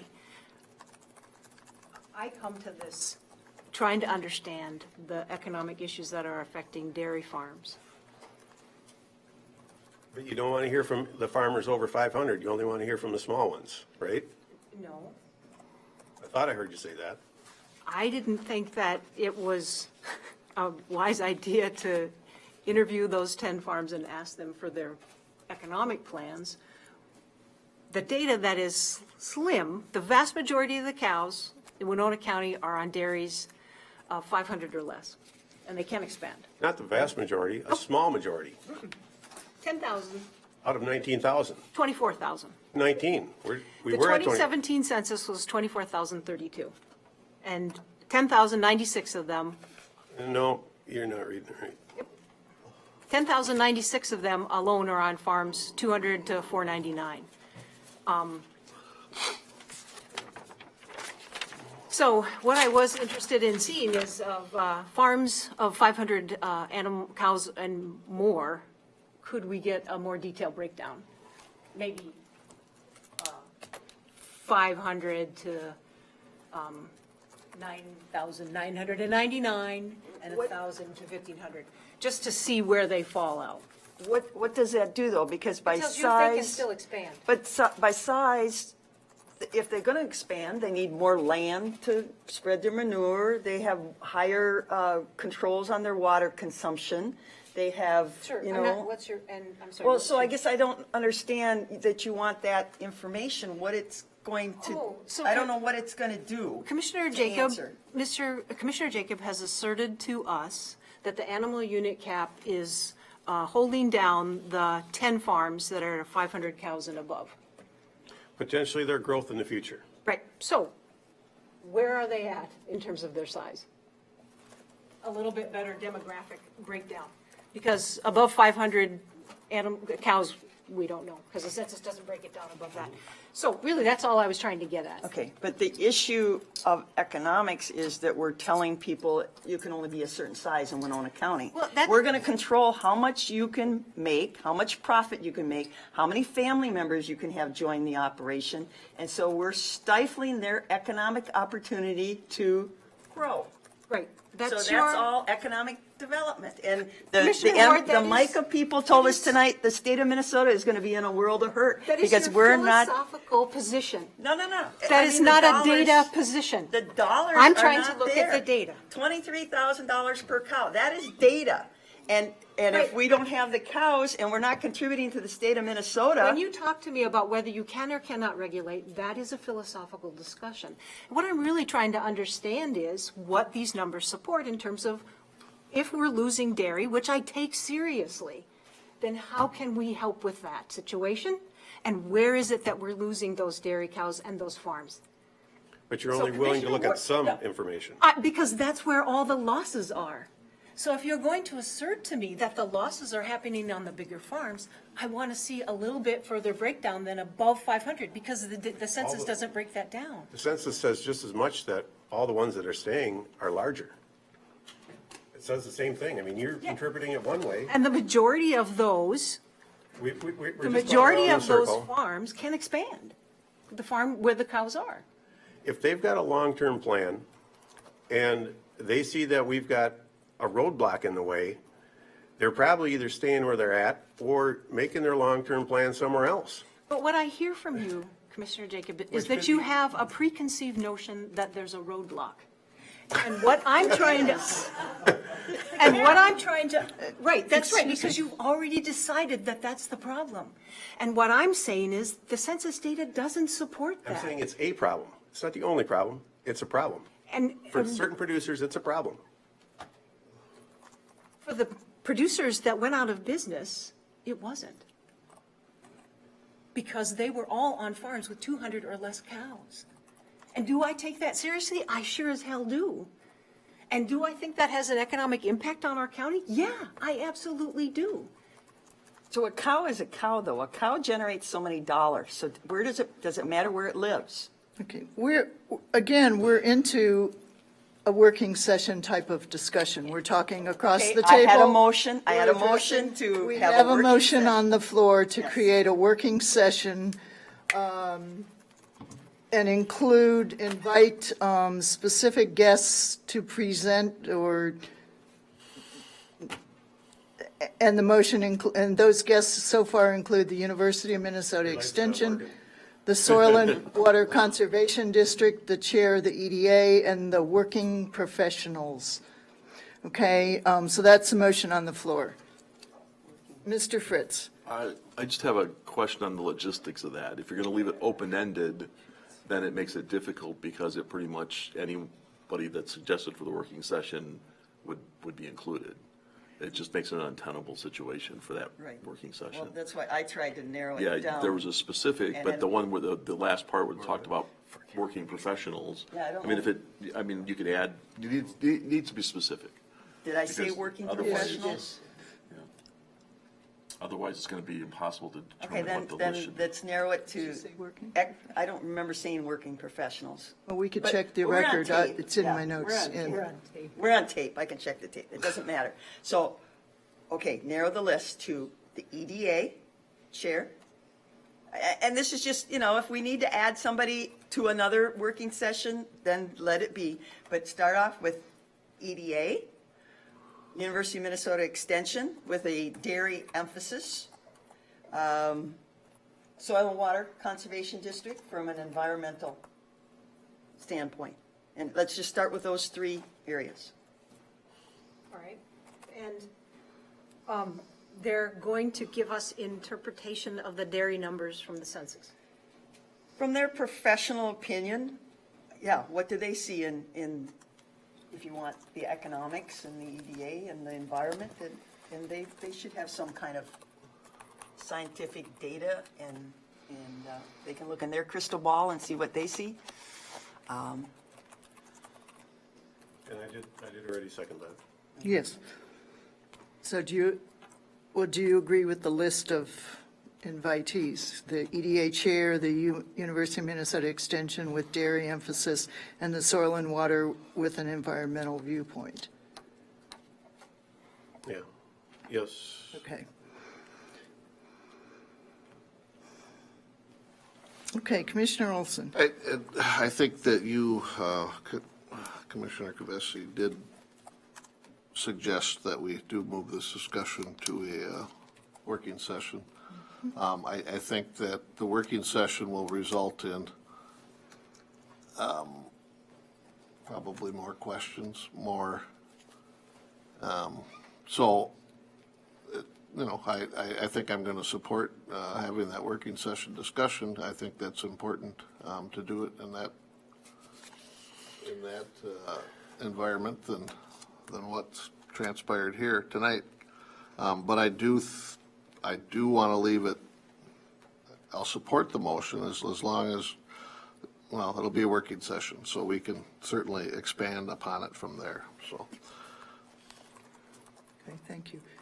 Anybody else?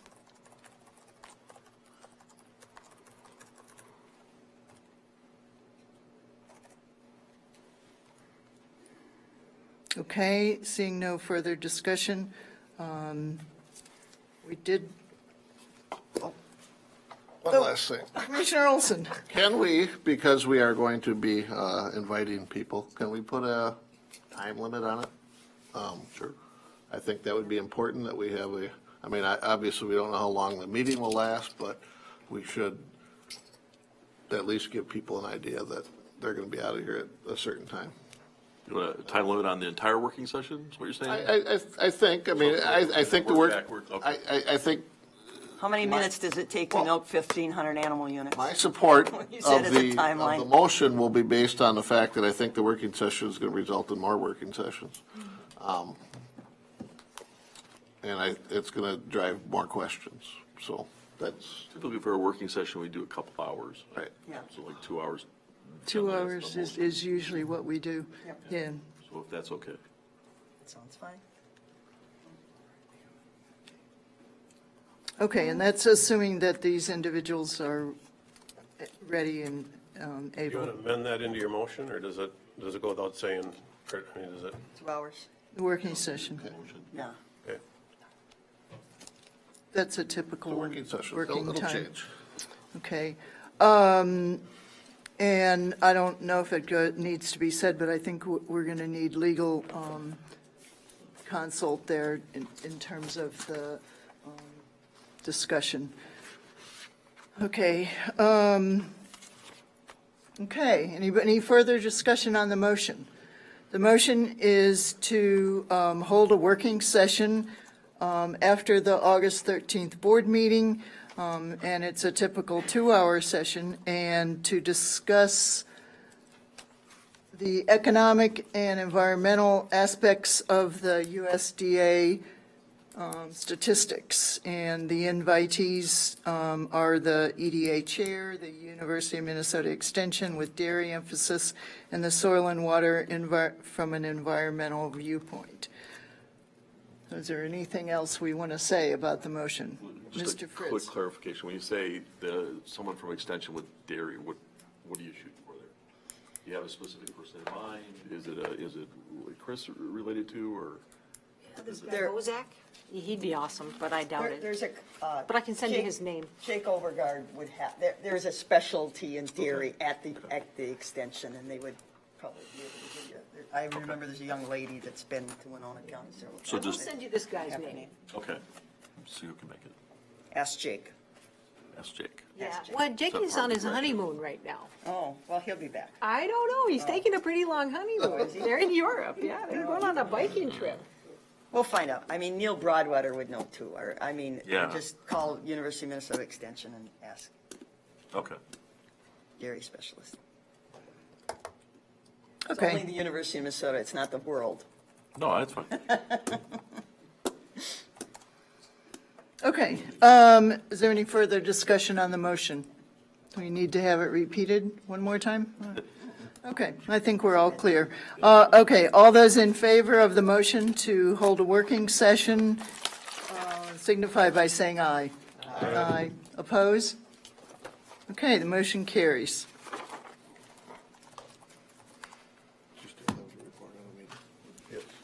Okay, we have, that's the last business item on our agenda, so we have announcements and, I have a great opportunity for all of you to attend the Southeast Minnesota 4-H Days, Field Days. It is coming up July 30th at 9:30. It starts at the Jeff Metz Farm in Hart, and it will continue on to the, I think it's called Crest View. It's the Millers in the Lewiston area. So 2 of our dairies are participating in the field day. You'll learn about cover crops, rotational grazing, alfalfa growing, all kinds of good stuff. And value added. And value added. So be there. yeah, there were actually signboards, poster boards and projects at the county fair on some of those topics, so, from the 4-H. So, They do yoga in the pasture now. okay, Commissioner Jacob, you had an announcement or something. A report. A report, excuse me. It was brought up that we need to do a little bit more thorough reporting, I think specifically when we were dealing with the Southeast Minnesota Water Resource Board taking a vote to disband. We had our final meeting on a week ago yesterday on Monday, and the board has officially disbanded. I asked for what the vote was countywide at each county, and it was unanimous to disband at every county except for our county. So the vote was 50 to 2. There were 50 commissioners that voted to disband, and there was 2 commissioners from Winona County that voted not to. So that's the report of that meeting. Thank you. Thanks. Okay, looks like we're ready to adjourn. Have a motion. Okay. I'll second. Okay, we have a motion to adjourn. Any discussion? All those in favor of adjournment signify by saying aye. Aye. Oppose? Okay, we're at 10:25. We're adjourning.